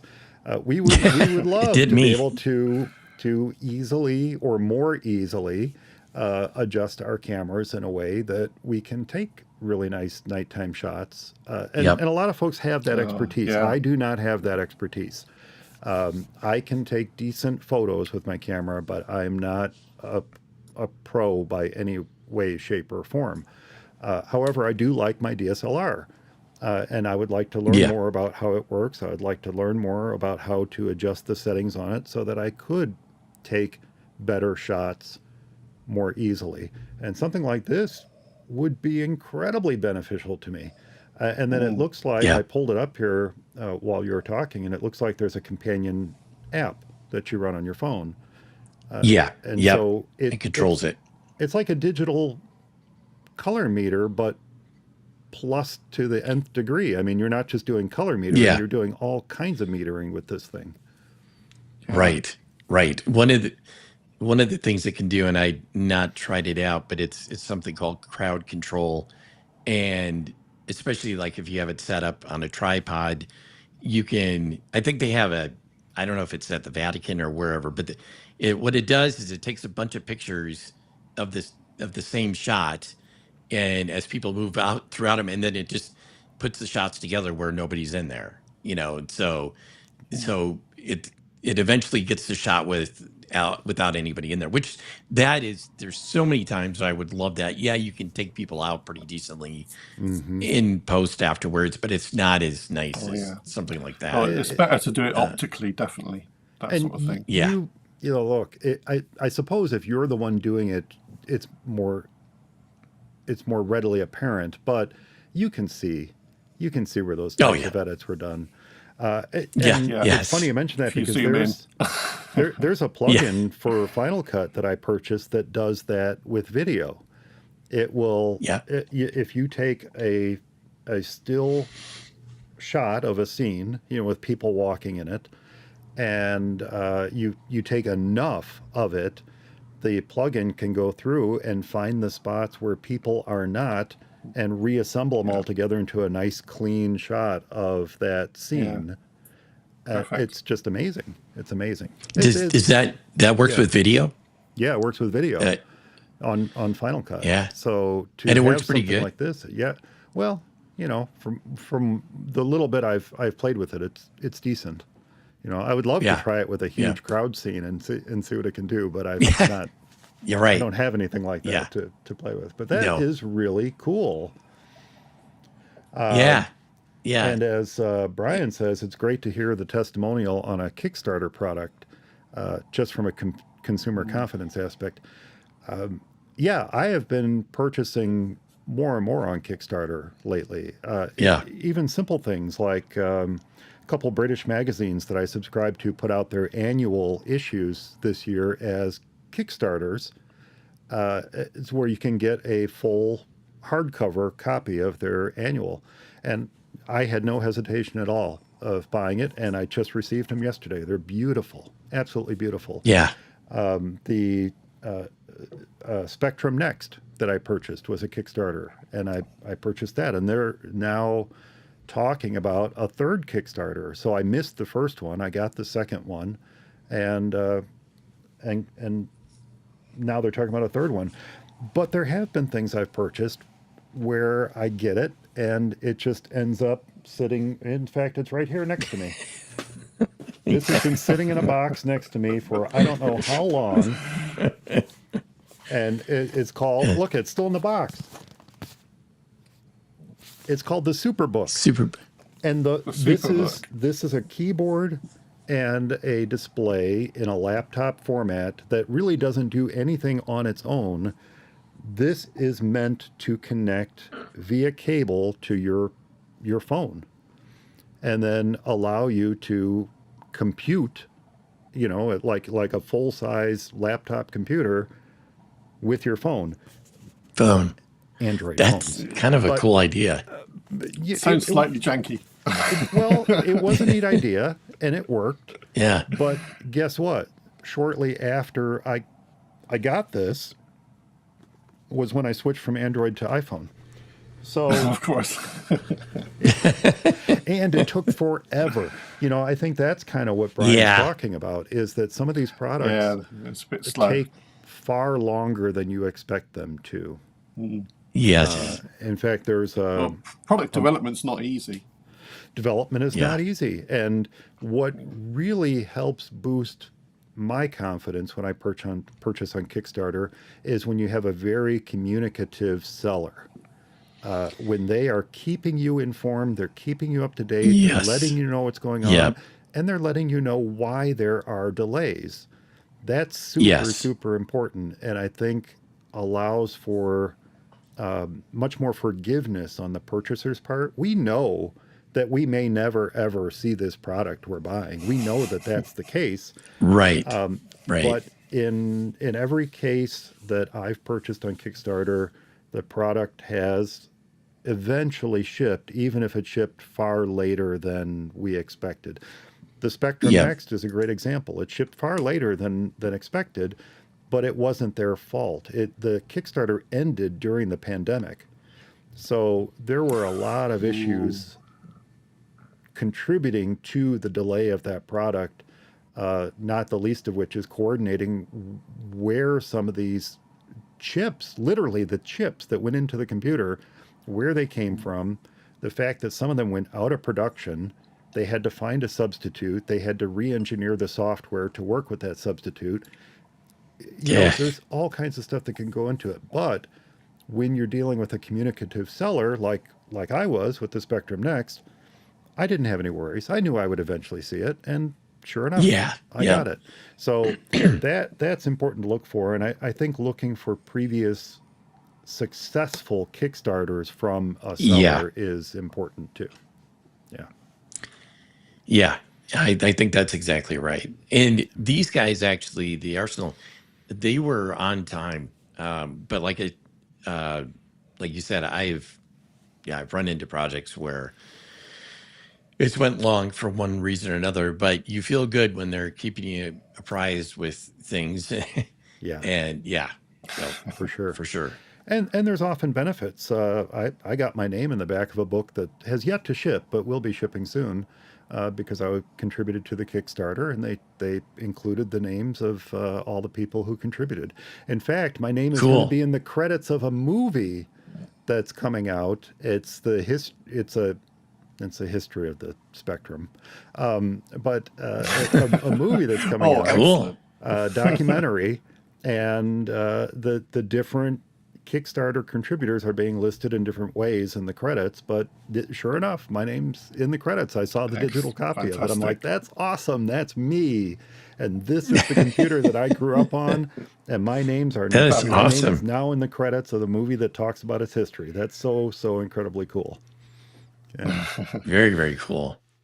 But so Kickstarter's great, I think. But you know, it's like anything. It's even like shopping on eBay. You know, just give everything the skunk eye and just make sure it feels legit. You know, it's not just a bunch of weak 3D CAD drawings that are shown on their site. They actually have some, you know, some real product to share with you. So, Darren, what's your next pick? Well, no, this is going to surprise you. Well, actually, probably not. Well, my first pick was another computer. My second pick was a computer. So my third pick is, wait for it, a computer. All right. It's not what most people would think of as a computer, although it is. So my third pick is, if you are a person that has one or two Apple products already, say you've got a Mac, but nothing else, and you've got an iPhone but no other Apple products, and you've got an iPad but no other Apple products. I think a complementary product that you would really find fantastic, especially over the holiday season, is an Apple TV, which is effectively a computer that you plug into your TV, but doesn't act like you would normally think of as a computer acting, because it has a user interface for use with remote control for your TV and entertainment purposes. Right. But there's a lot you can do with an Apple TV, including not just consuming movies and so on, but you can also install apps on there. You can even install retro gaming emulators and play retro games on there. You can do a lot of very fun and interesting things with Apple TV. So it's like a mini computer that you plug into your TV, and going hand in hand with that, the Apple TV Plus subscription, which is actually one of the cheaper ones out there. It's not the cheapest, but one of the cheaper ones.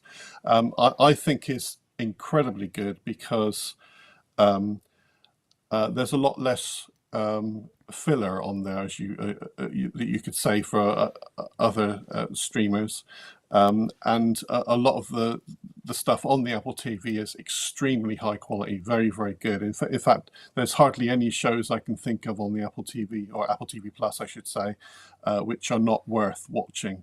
Pretty much all of them I've been highly impressed with, very happy with watching lots of those things.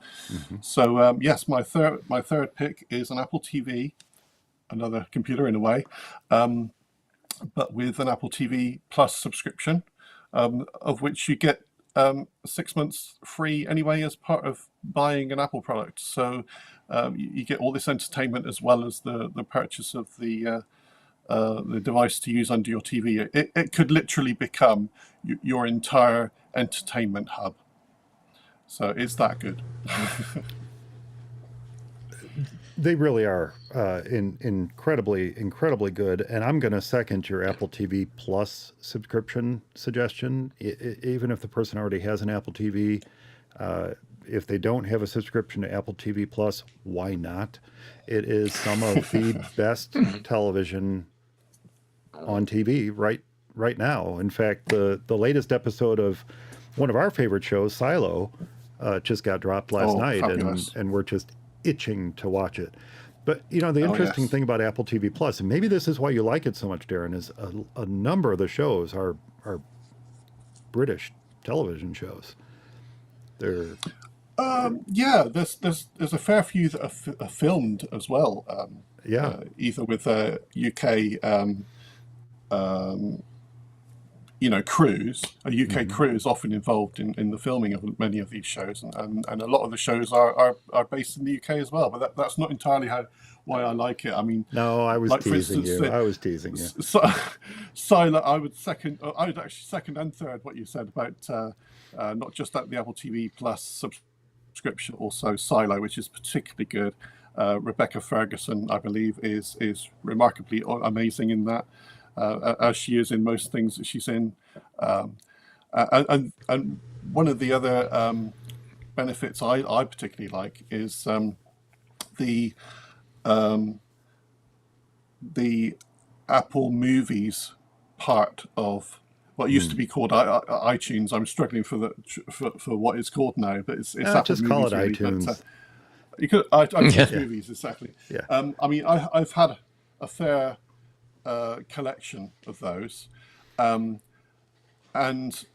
I've just had nothing but awesomeness from that. I mean, at one stage when I bought my several movies, I then find out later on I get a free upgrade and it turns into a 4K movie when I actually originally bought a 1080p movie or a 720 movie, and they've Yeah. upgraded it for free for me. And they've also done things like refreshed the extras, iTunes extras for on the movies with new content for free. So they just appear and new artwork appears. So they upgrade their movies over time. So it's not just like stuck in stone when you buy a movie. And the other thing is, I think the quality of Apple's compression for their films is superior to everyone else's. You get a higher bit rate, better quality, extremely high quality visuals, but also the audio side. The audio is the best encoded anywhere. So you get a fabulous surround sound, and you've just got this digital library then that you can play on any device, but playing it through an Apple TV on a real home movie setup is just unbeatable. If you still purchase physical media, which a lot of folks are starting to go back to that again, because I'm getting a little tired of these companies taking our digital content away from us. But if you do purchase physical media, Blu-rays and DVDs, the nice thing is that most of them now include a digital code, and you get both. It is becoming standardized under something that Disney and a couple other studios formed, which is called Movies Anywhere. And in fact, some of the other studios that had their old programs have said, "Oh, we just give up. We're gonna put it in Movies Anywhere." By putting your code into Movies Anywhere, yes, you can watch it through the Movies Anywhere app. Yes, it shows up in Amazon Prime. Yes, it shows up in some of these other places, but it shows up in your Apple account as well, your Apple library. So you get the Apple versions, as you were describing, Darren. You get the Apple versions of these movies as you would purchase them direct from Apple. You get them thanks to having purchased the physical media. So, there's lots and lots of benefits to it, and they all get instantly added to your library, and you can watch them anytime. That's right. Yeah, you can also gift them as well. So if you wanted to gift someone a movie that, depending on whether it doesn't matter what they've got actually. So even if they don't have an Apple TV, they could watch that movie, say, on their iPad. So you could gift someone a digital movie gift just to arrive in their inbox on Christmas Day. Yeah, I am with you on Apple TV. We've got a couple of them, and I love them. We use them daily, and like you, we've got a bunch of movies that have bought through the years, and just watch, and it's like you said, the compression's great, the picture and audio is great, and have had Apple TV Plus forever as well. And I know you're talking about a number of shows in the UK. One of my wife and I's favorite shows has been Slow Horses, and we just we're waiting for season 5 come out with that. That's great. And Gary Oldman's awesome in that. Yeah. And the other thing now too with Apple TV Plus, it used to be, it was fine with me because I always have had Apple devices, but now with Apple TV Plus, that is on just about every smart TV or any other place you can think of. So if you've got a bunch of movies that you've purchased through Apple, they're there as well. So like my daughter has a smart TV. She doesn't have an Apple TV, but she can still watch the movies or in her case, Office episodes, because she's got all the seasons of The Office. So she, can watch them. I know, crazy kids. And so which is really slick as well. Yeah. Brian in the chat room mentioned Trying. It is absolutely one of our favorite shows as well. Silo, Shrinking. It's just so much great TV. Many. Yeah. There's Schmigadoon. We loved Schmigadoon. Schmigadoon was just an amazingly fun show to watch. Oh my God. I loved it. but there's just so much great content. And Eric's right. You know, as far as an Apple TV Plus subscription or just your Apple TV content in general, you know, he mentioned smart televisions. The Apple TV Plus app for the Roku is, I mean, it's the best app on the Roku, if you ask my opinion. It's just written so well, obviously designed by Apple. And you can even share your screen to a Roku, just like you can with an Apple TV. So if you don't have an Apple TV, you can use Darren's suggestion and gift it to yourself. You can gift it to a family member or a friend that doesn't have an Apple TV. They're not terribly expensive. And then to get that Apple TV Plus subscription or a gift card, you know, an Apple gift card that would allow them to buy into one, would be a fantastic gift suggestion. Yeah, absolutely. It's one of those great things if you get to the last moment and you haven't bought a present for someone and you think, oh, I can't make it down to the garage to buy someone a horrible gift by the morning. I'm not going to make it. So it's a perfect option because you can just do it via email. You can pop on to Apple's movie selection, choose a nice film for someone, click the gift button, give them their email address, and you've got a gift for them in the morning without having to move. And you know that they're going to use it, and what they purchase with it, they're going to love. Yeah. Yes, unless you buy them a film they hate. Well, you buy them a gift card. Right. Well, that's it. Yeah, you can pick one. Yeah. One last note, one very, very last note, and I'll get to my next pick on Apple TV Plus shows, Silo. If you love Silo as much as we do, and I can see Darren shaking his head, so if you love it as much as we do, one, read the books. There's 3 books. It's a trilogy. You know, read those books because you're going to get a lot more insight into the characters and into the situation that they're in by reading those. So many of the shows on Apple TV Plus are based on books, so it's very easy to do that. 2, if you like Silo and you're interested in behind the scenes stuff, Adam Savage of Mythbusters fame, his YouTube channel tested. There's now been 2 or 3, maybe 4 different episodes of Tested where he goes behind the scenes of Silo. And it gives you a little peek at the sets, at the props, at, you know, whatever. It's just a fantastic series of videos on Silo specific stuff.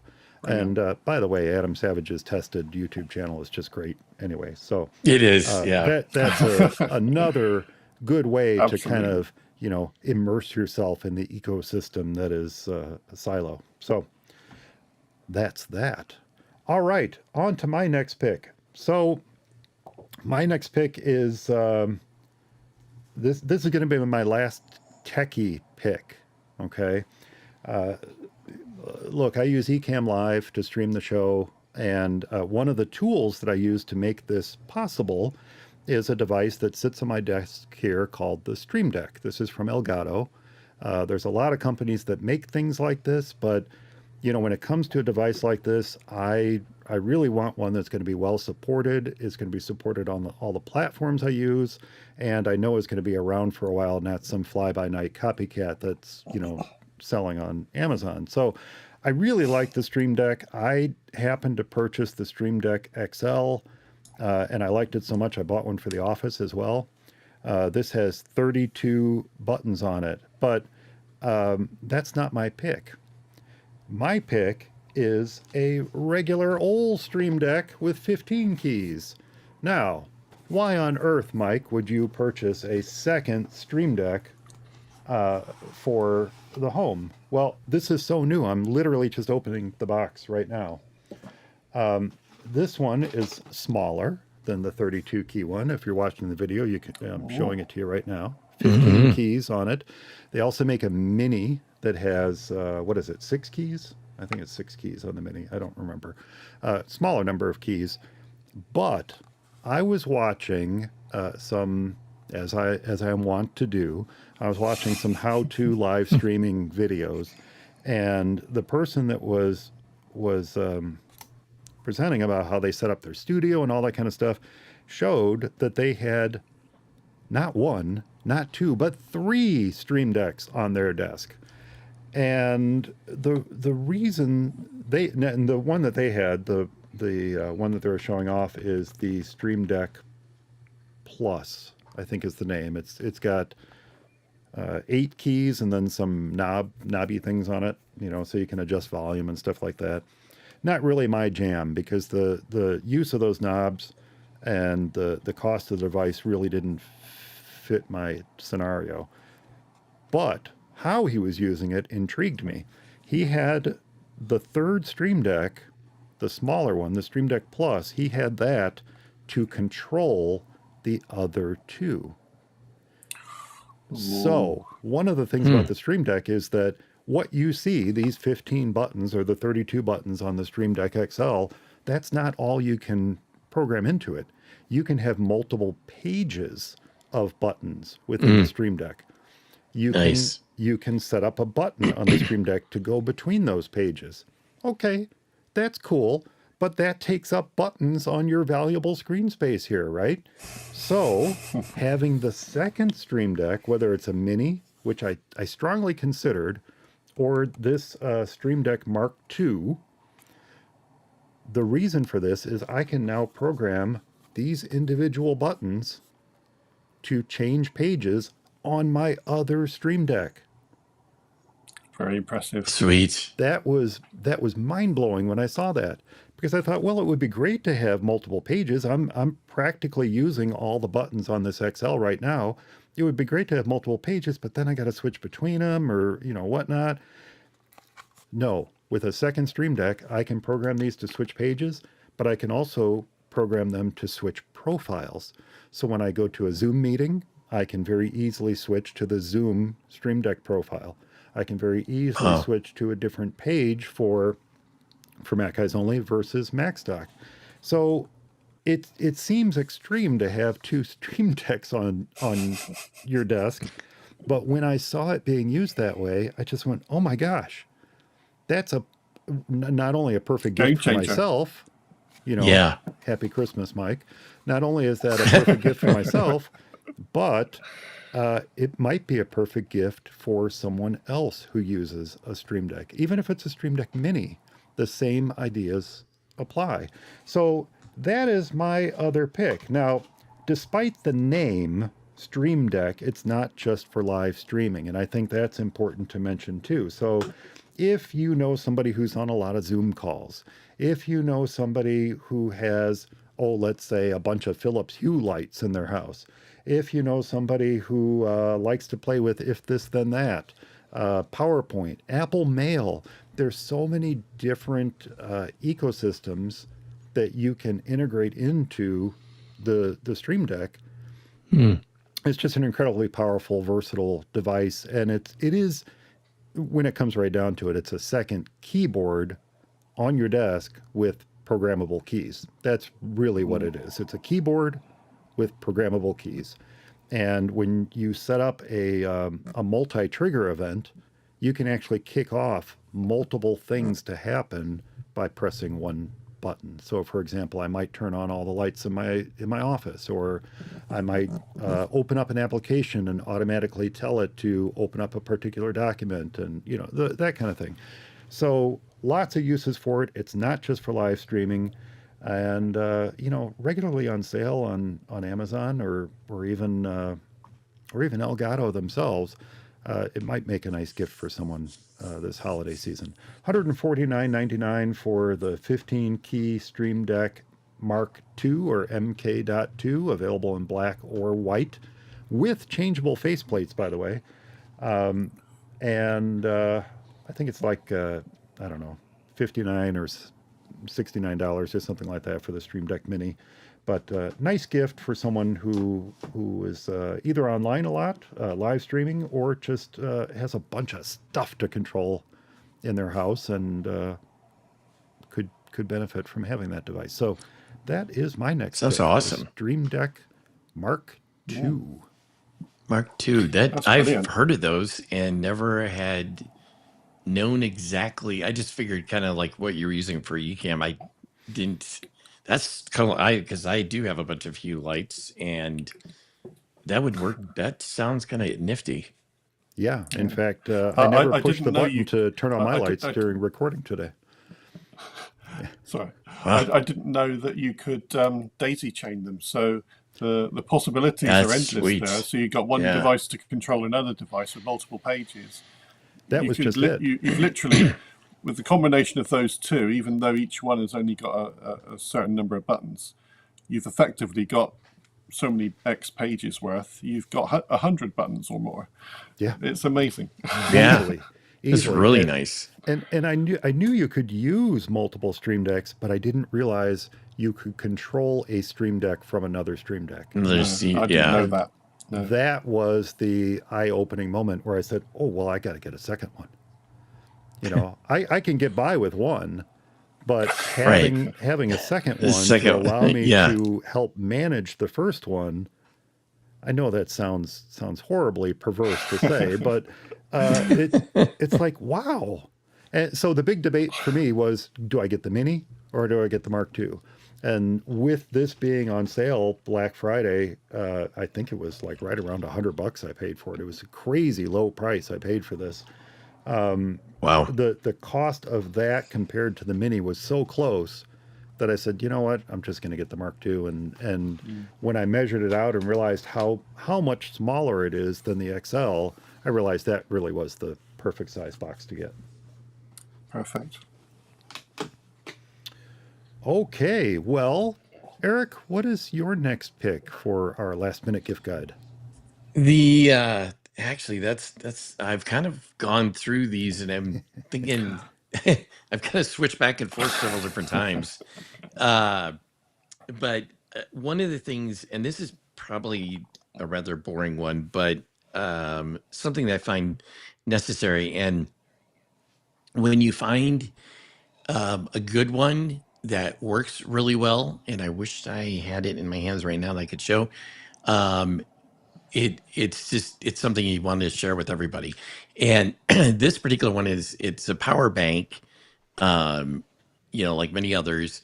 This particular one it's 27,000 milliamp hours, so it's pretty good size. It's probably lengthwise probably like almost like a Hershey giant bar, but definitely thicker. Um, and it's got three jacks. It's got one USB A, which is 18 watts, a USB C, which is 45 watts, and another USB C, which is 140 watts. And so you can actually use it to charge your MacBook Pro. Now, you don't obviously need to have 140 watts to charge your MacBook Pro, but if you wanted, if you need to utilize all 140 watts of power because you're doing something, video editing, whatever, it's a real nice thing to have, and it fast charges your phone. If I plug it into my iPhone, because it's slow, it'll dump 30 watts into that or better very quickly, and it shows. It's got a display on it that shows how much is left. So you start at 100% when it's fully charged, how much battery is left, how much wattage or power it's putting into whatever device, and then how many hours or minutes left of battery in the thing itself. And it's the name of it is, I'm not sure how to pronounce it. It's Iniu. So I don't know if it's Iniu power bank, but it's pronounced something like that. But you can find it on Amazon, and there's one, I think it's like $71 for the 27,000 milliamps, and they've got a smaller one that's 25,000 milliamps, which is actually a little bit more expensive, and I think that's $89.99. But I have the bigger one, and I always try to make sure to keep that charged and lug it with me for anything that I might need it for. That is a great pick. And while we're talking about yours, Eric, I'm going to jump ahead to one of our listener picks because guess what? Lisa picked the Oh, EnergyQC 120 watt, so it's a little bit less wattage, but 120 watt, 27,000 milliamp power bank, USB-C 3-port, and it's available on Amazon for $39.99. It looks like it has 2 USB-C ports and a USB-A on it. That So it says similar, USB, but a lot yeah, cheaper. very similar. It's a fast charging battery pack. And Lisa wrote, for those wanting to be ready for the next brownout, camping, not glamping, she said, blackouts, natural disasters, and she rose her hand for that, or visiting relatives while needing power, or during a hurricane, I'm going to add, because Wow. I don't think she'll mind my sharing that Lisa lives in Florida, and she wrote, this was very fast charging for the iPhone, the iPad, and the MacBook during Hurricane Helene and Hurricane Milton. So this actually became a very valuable safety device during the hurricanes that they experienced down in Florida the past couple months. So her recommendation is very similar to yours, Eric. And Yeah, it sounds great. it also has a little display to show you the amount of battery life left in it, and that is the EnergyQC. So I think it's probably a good idea to put links to both of those in the show notes so that folks can look at Yeah. both and maybe compare some of the other options that are out there as well. But Lisa Yeah. speaks Yeah, for very sure. highly of this, and I know you do too. These kind of things can be invaluable, and in her case, actually, I mean, I don't know if it's going too far to say life-saving when Yeah. you don't have Seriously. any power, and you've got this device that helps keep your means of communication open with the world. So, yeah, Yeah, for sure. very nice, very nice. That's a great pick. Darren, what is your next pick? Yeah, right. Okay, pick number 4. Yeah, Another this computer. one's it's not a computer this time. Oh Hey. no! But man, you had a really good roll It's- going. It should have been a computer. I I had a know. roll I was going. thinking It it should was have been a computer, shouldn't it? I was thinking it was going to be maybe like an Amiga or something. Well, there you go. Yes. And, so this is for building a website. So I've wanted to simplify my own website and redesign it anyway. But I finally got fed up with the huge cost of what I was paying for website hosting and everything else. So I stumbled across this option, which I'd never heard of before, and had a good, deep, long look at it and to see whether it was a thing that was going to last and was highly recommended and so on. Had a good play with it. It does some amazing stuff. That the user interface to design your website is wonderful. It doesn't use any software. It's all entirely web-based. So you just pop onto the web and design your site by clicking and dragging and typing things in. No coding required, so you don't have to do any coding at all. There are plans where you can upgrade to include things like that, but they also offer an entirely free website service. This is a more simplified thing where you have what many people may need is just a simple one-page website. There are options to have sectioned off websites, which then can flick from one page to another within the design. But the beauty of that is it's so easy to put a site together. It's incredibly easy and very satisfying to design a website. They offer a completely free option. So there is a small advert at the bottom of the page for the site builder themselves, but it's incredibly small and subtle. So you could quite happily use that as a website design and pay absolutely nothing. Wow. But the next tier is actually very low cost as well, which is the one that I've gone for, which takes that away, allows you to use a slightly different, more premium URL. But the cost of that is a huge £9 per year. Wow. So Wow. Wow. so this is a website building service that on their first tier is a £9 per year cost, which easily beats anything I've ever seen. But the beauty of it is it's just very simplified for people that want a more basic, but they want a presence on the web.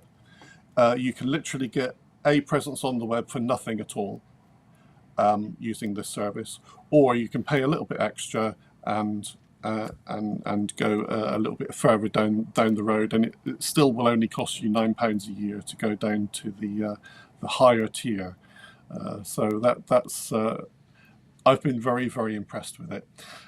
So the company is called card.co, and the card is spelt with 2 R's, so it's CARRD.co.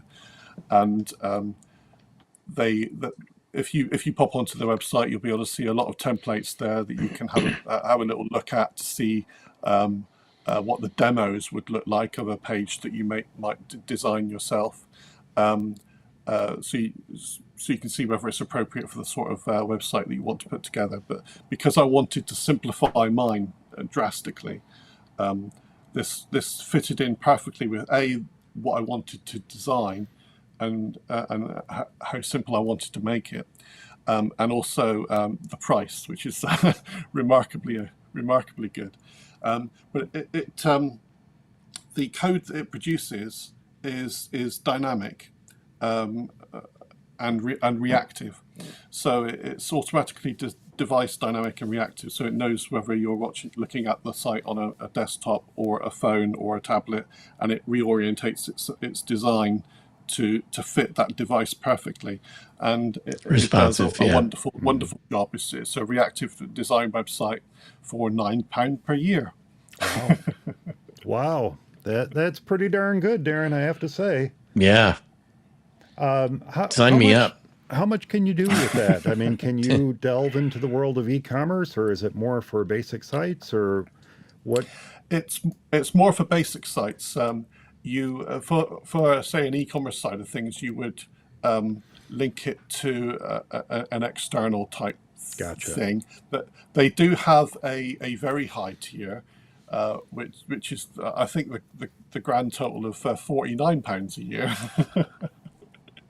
So it's still cheap, which includes a lot of stuff, including not necessarily the e-commerce side, but your own code blocks, so you can put in your own code blocks as well.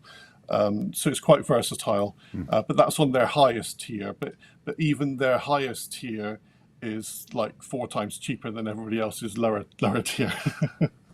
Yeah, that's pretty low. I presume they give you ways to keep your site backed up and keep offline copies of it and things like that in case you want to port it elsewhere. I think the porting options are pretty good. Yeah. Good. I haven't delved into that at all, but haven't needed to. I believe there are. No, I've not needed to. Yeah.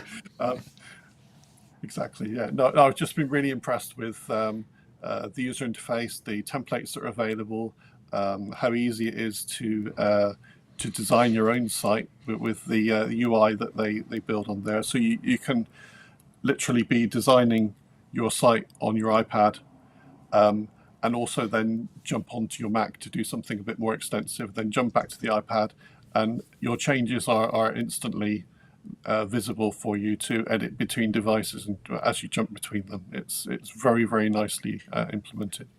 Very nice, very nice. So as far as a gift suggestion, this is for someone who maybe doesn't have a website. We know that you need a website. You should not be dependent upon the social media companies of the world to maintain your online presence.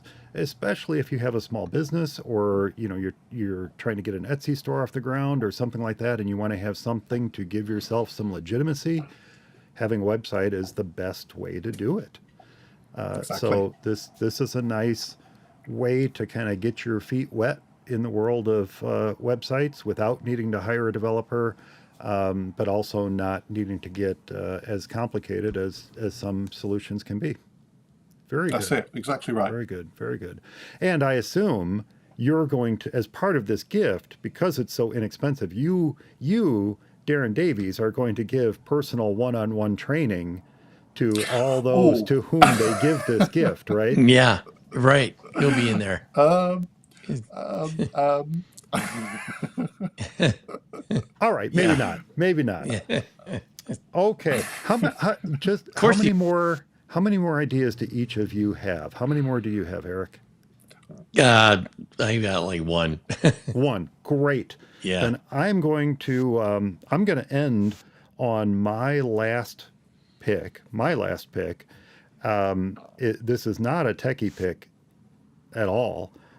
In fact, I feel this is really a great pick for people who are techies, because we often get so focused on things, we don't take the opportunity to give our brains the breaks that they need throughout the day, right?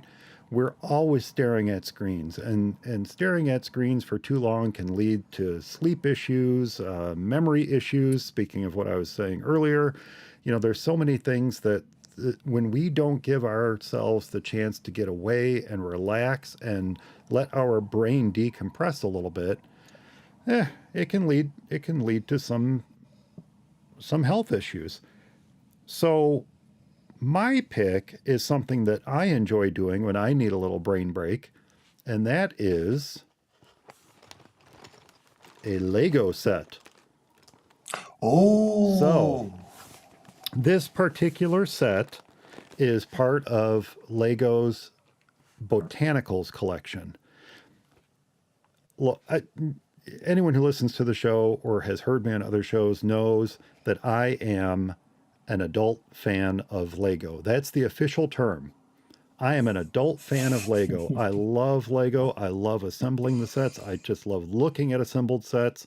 I don't play with them, but I like putting them together and seeing the scenes inside the buildings and all that stuff. We have whole cityscapes of buildings in this house on top of our bookshelves and things like that. That's awesome. This Botanical, I love Legos too. I love them. I loved them as a kid, and I love them as an adult. And the Botanicals collection is part of Lego's collections for adults. They know adults love to assemble these sets. Oh, and yeah. The reason I'm recommending the Botanicals, in fact, this particular set, which is called Tiny Plants, the reason I'm recommending it is because within this set are 9 tiny plants. These plants are anything from the pitcher plant to the Venus flytrap. There is Sweet. a jade plant, a lace leaf. I'm going to look in the instruction manuals here. A false shamrock, a red sundew. There's an eastern prickly pear. There's a pincushion cactus, and there's one called the Britons Live Forever. So it's broken down into succulents, and then they have the carnivorous plants, So there's 9 Venus different flytrap. plants in here. Now, this is called Tiny Plants. Tiny Plants. This is $49.99 from Lego, direct from Lego. I think if you find it online, it's going to be around the same price. It's like Apple stuff. It doesn't change in price that much out there. No. But I really enjoyed one of their earlier botanical sets called the Succulents Collection. And I'm going to show that to you right here. This is all sweet. This is all succulents, all different cacti, if you will. Okay? Yeah. That is each of really these- awesome. Each of these has its own set of little instructions in there. So for these 9 succulents, I could just build them as I needed a little break. Right. I just open up the bag, build the one in the set, and then assemble it. And it's the same thing with the tiny plants collection. You can just build one at a time. You don't have to build them all. They're in their little, quote, terracotta pots. So you just build one at a time. They break them down. There's 3 per manual. There are 3 manuals in the box, and there's three of these plants in each manual. And it's just a nice way to kind of relax, step away from the computer for a while. It doesn't take long to build any one of these.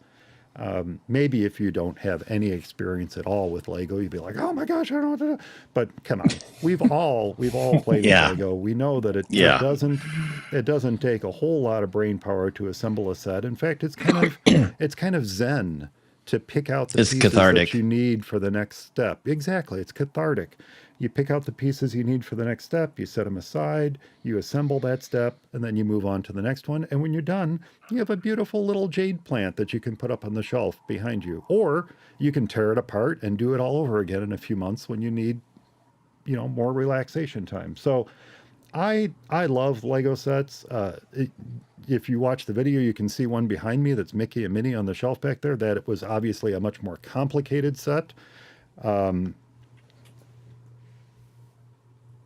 Right Oh there, yeah. Darren. Look at that. Yeah, Yep. so it's Mickey and Minnie back Nice. there.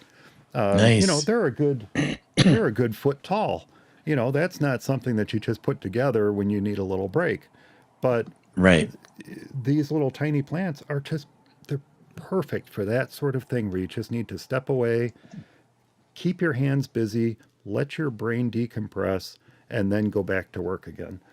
So I love the botanicals collection. There's a whole bunch of others. They have orchids, they have roses, they have all kinds of Yeah, I saw botanical the sets. roses. They have a Yeah. really nice bonsai tree set. They have Sweet. bouquets of wildflowers. They have all kinds of really cool things. But I love the tiny plants. I love the succulent set.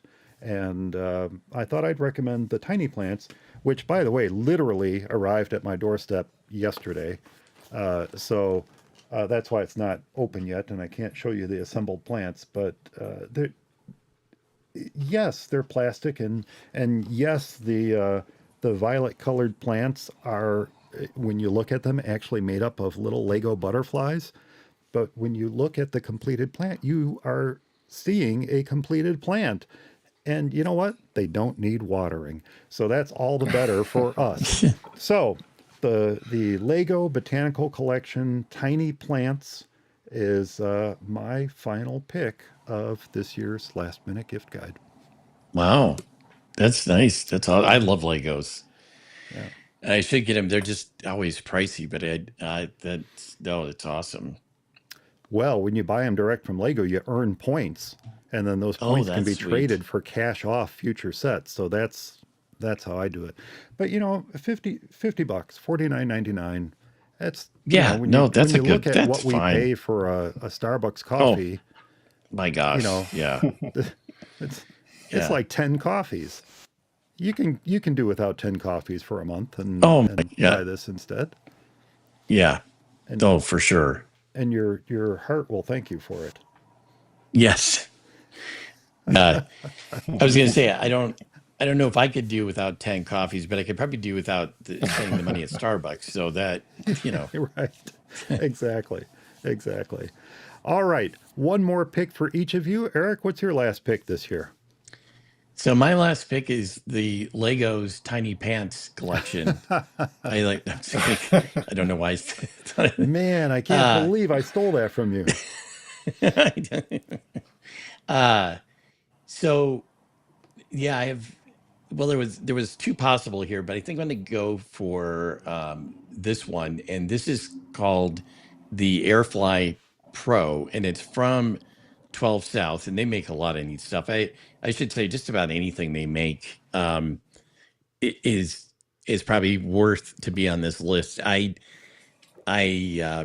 they're definitely tend to be on the pricier side. You probably can find um, equivalent stuff from some other, company that, might work nearly as good or whatever, but they have some really clever stuff.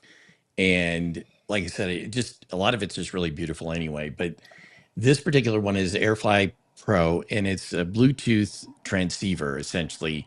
I think there's well, the AirFly comes in like three different variants. The AirFly, I think, is a transmitter. It's a Bluetooth transmitter, so you can plug it into the headphones jack, let's say, of the seat in your airplane if you're flying, and then it wirelessly, uh, basically transfers it, connects to your headphones. Same thing with like TV or the auxiliary jack in your car.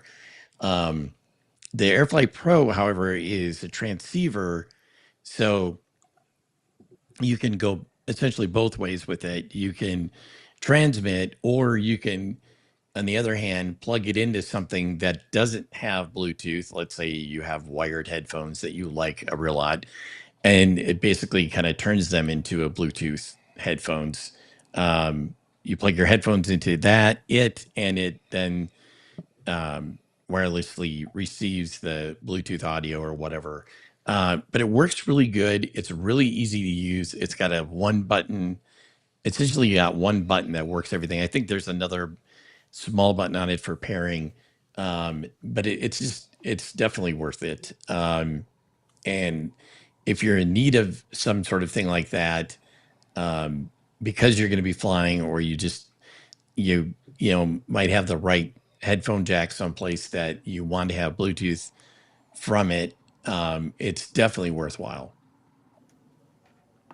Yeah, absolutely. That they call it the AirFly, but that's something you can use in the car too, isn't it?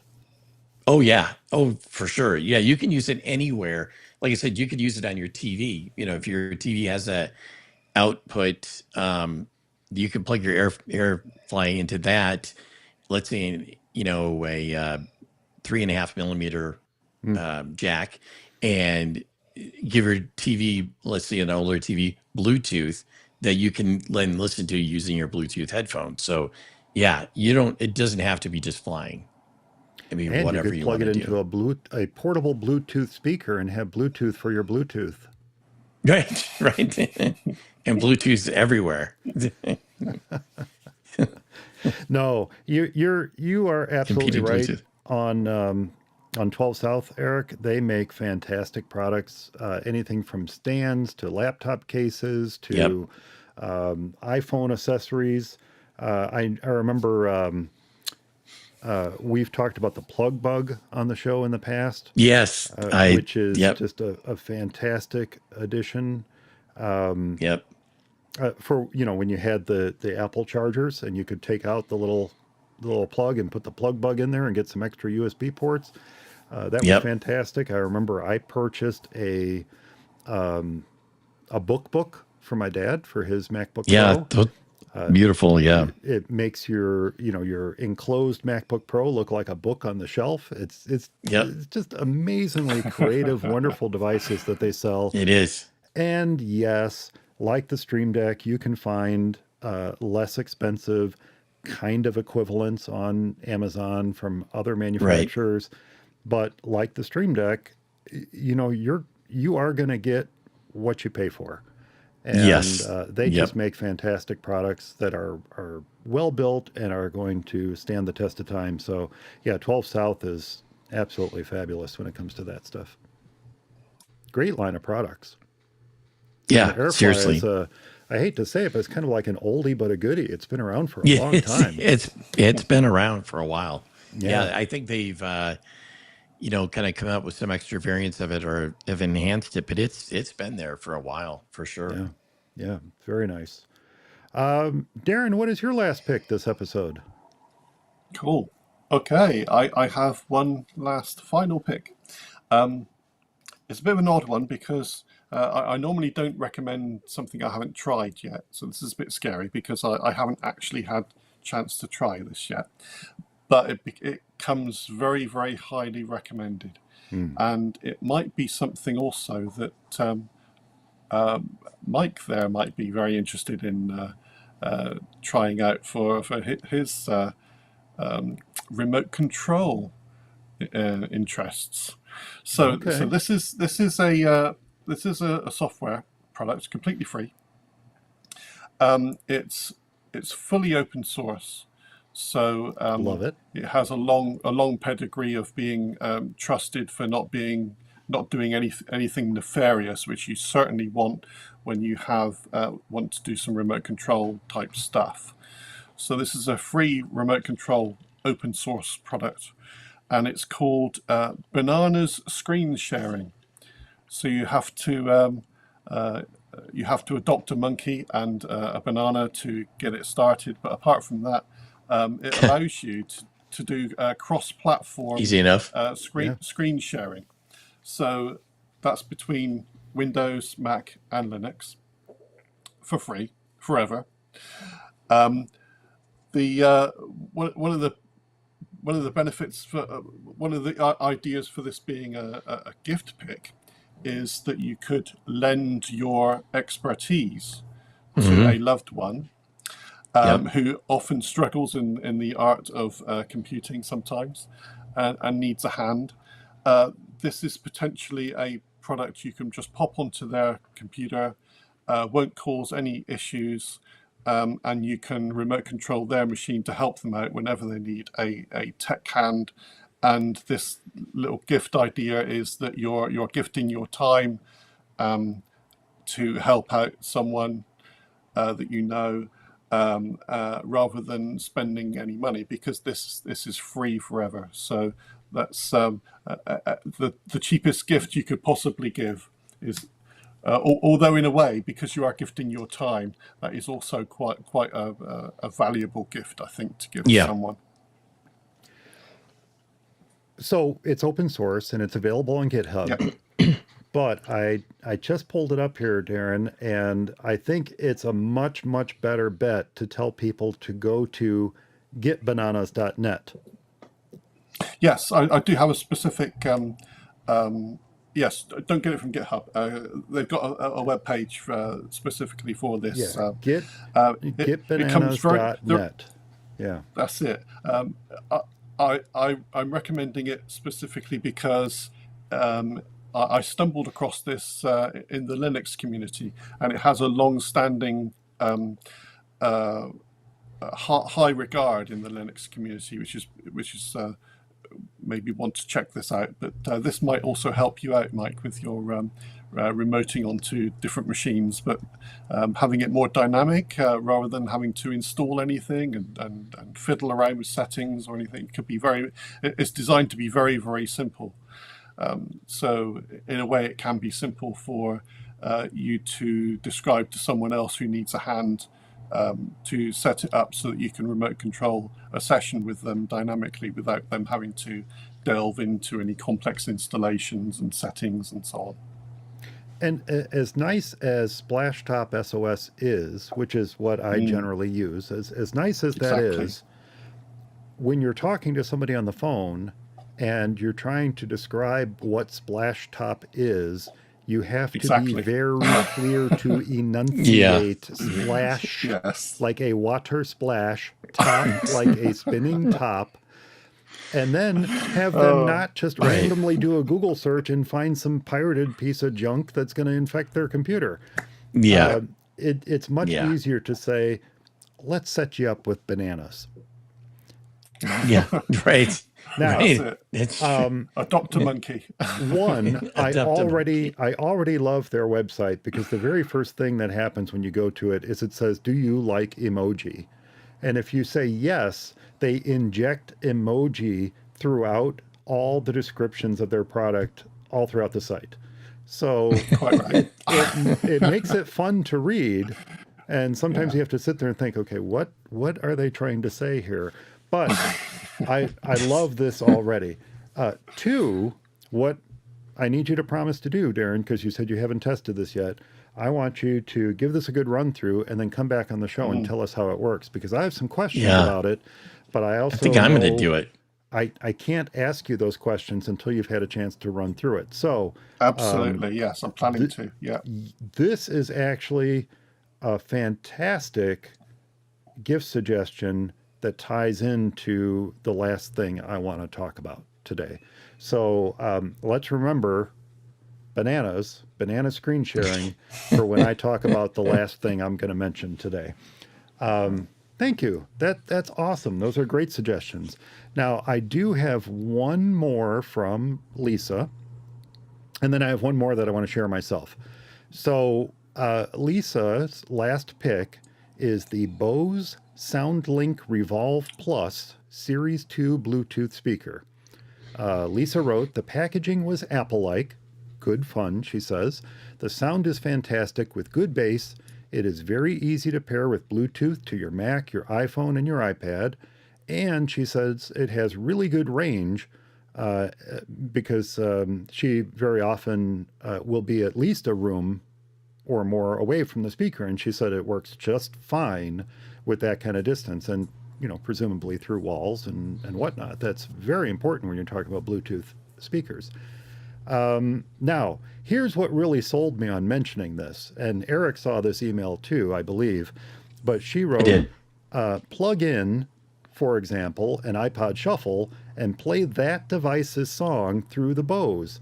It's got a handy handle and a charger to regular outlet is included that connects to, and she put ... and I agree, micro USB on the Bose. Boo, Bose. It I know. Micro USB. It should be something different, but there you go. Yeah. Other than that, it sounds like it's a fantastic Bluetooth speaker. And the reason that sold me on it is, I have to say, Lisa's pick showing her teeny tiny little iPod Shuffle jacked into this portable speaker is what awesome. really sold me on adding it to this year's list. So thank you, Lisa, for your two suggestions. The Bose SoundLink Revolve Plus Series 2 Bluetooth speaker and the EnergyQC 2700 or 27,000 milliamp power bank USB-C. Both excellent suggestions. She had a couple others, but I'm not going to share them this episode. It's already been long enough, and let's just say it involved toothpaste. I was going to say, you're not going to do the foaming toothpaste? I'm not going to do the foaming toothpaste. I'm sorry, awesome. Lisa. It was an awesome suggestion, but yeah, I can't even begin to explain that one to anybody. Okay, so my final pick, if you will, is something that I've mentioned on the show before, but I'm going to change things up a little bit this year, thanks to an interaction I had with listener Nick. I did mention this at the beginning of the live stream. I don't think it's going to make the audio show, but I sent an email out to various listeners and said, hey, I know you got new Macs and iPhones and iPads and other gadgets around. Do you have any suggestions? And Nick said, no, I really don't have any specific suggestions. I don't have anything new around here that I wanted to share. But then he shared some other information going on with his technology and around the home, which he does. Nick's become a good friend, and I love trading emails with him.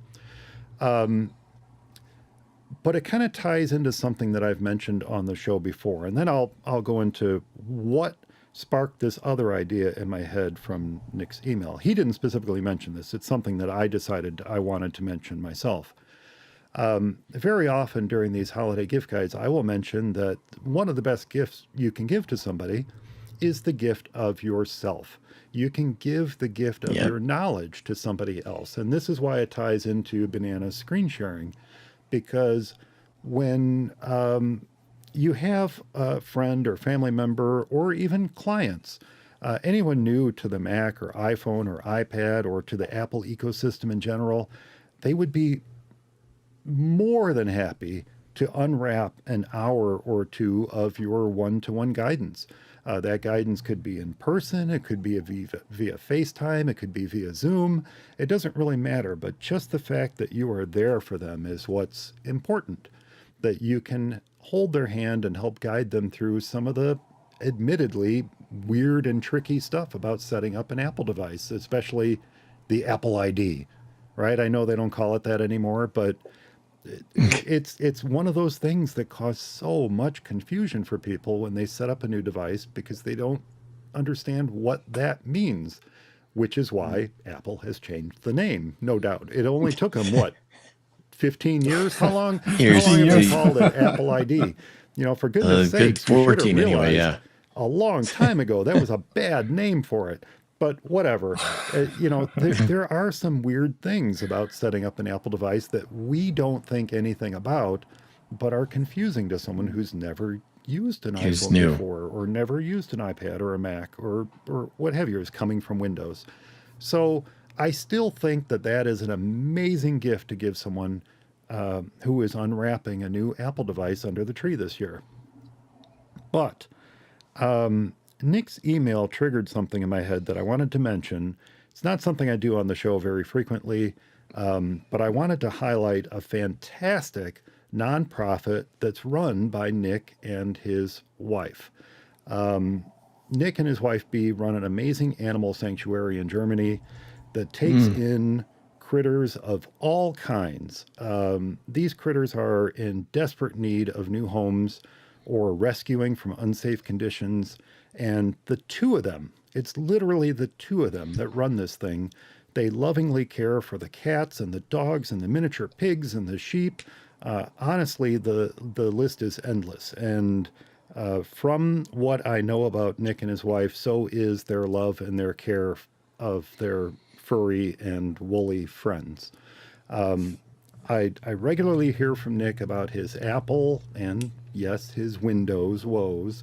But I also hear about the animals, and I also hear about the struggles that they face keeping the doors open. So Nick may not have had a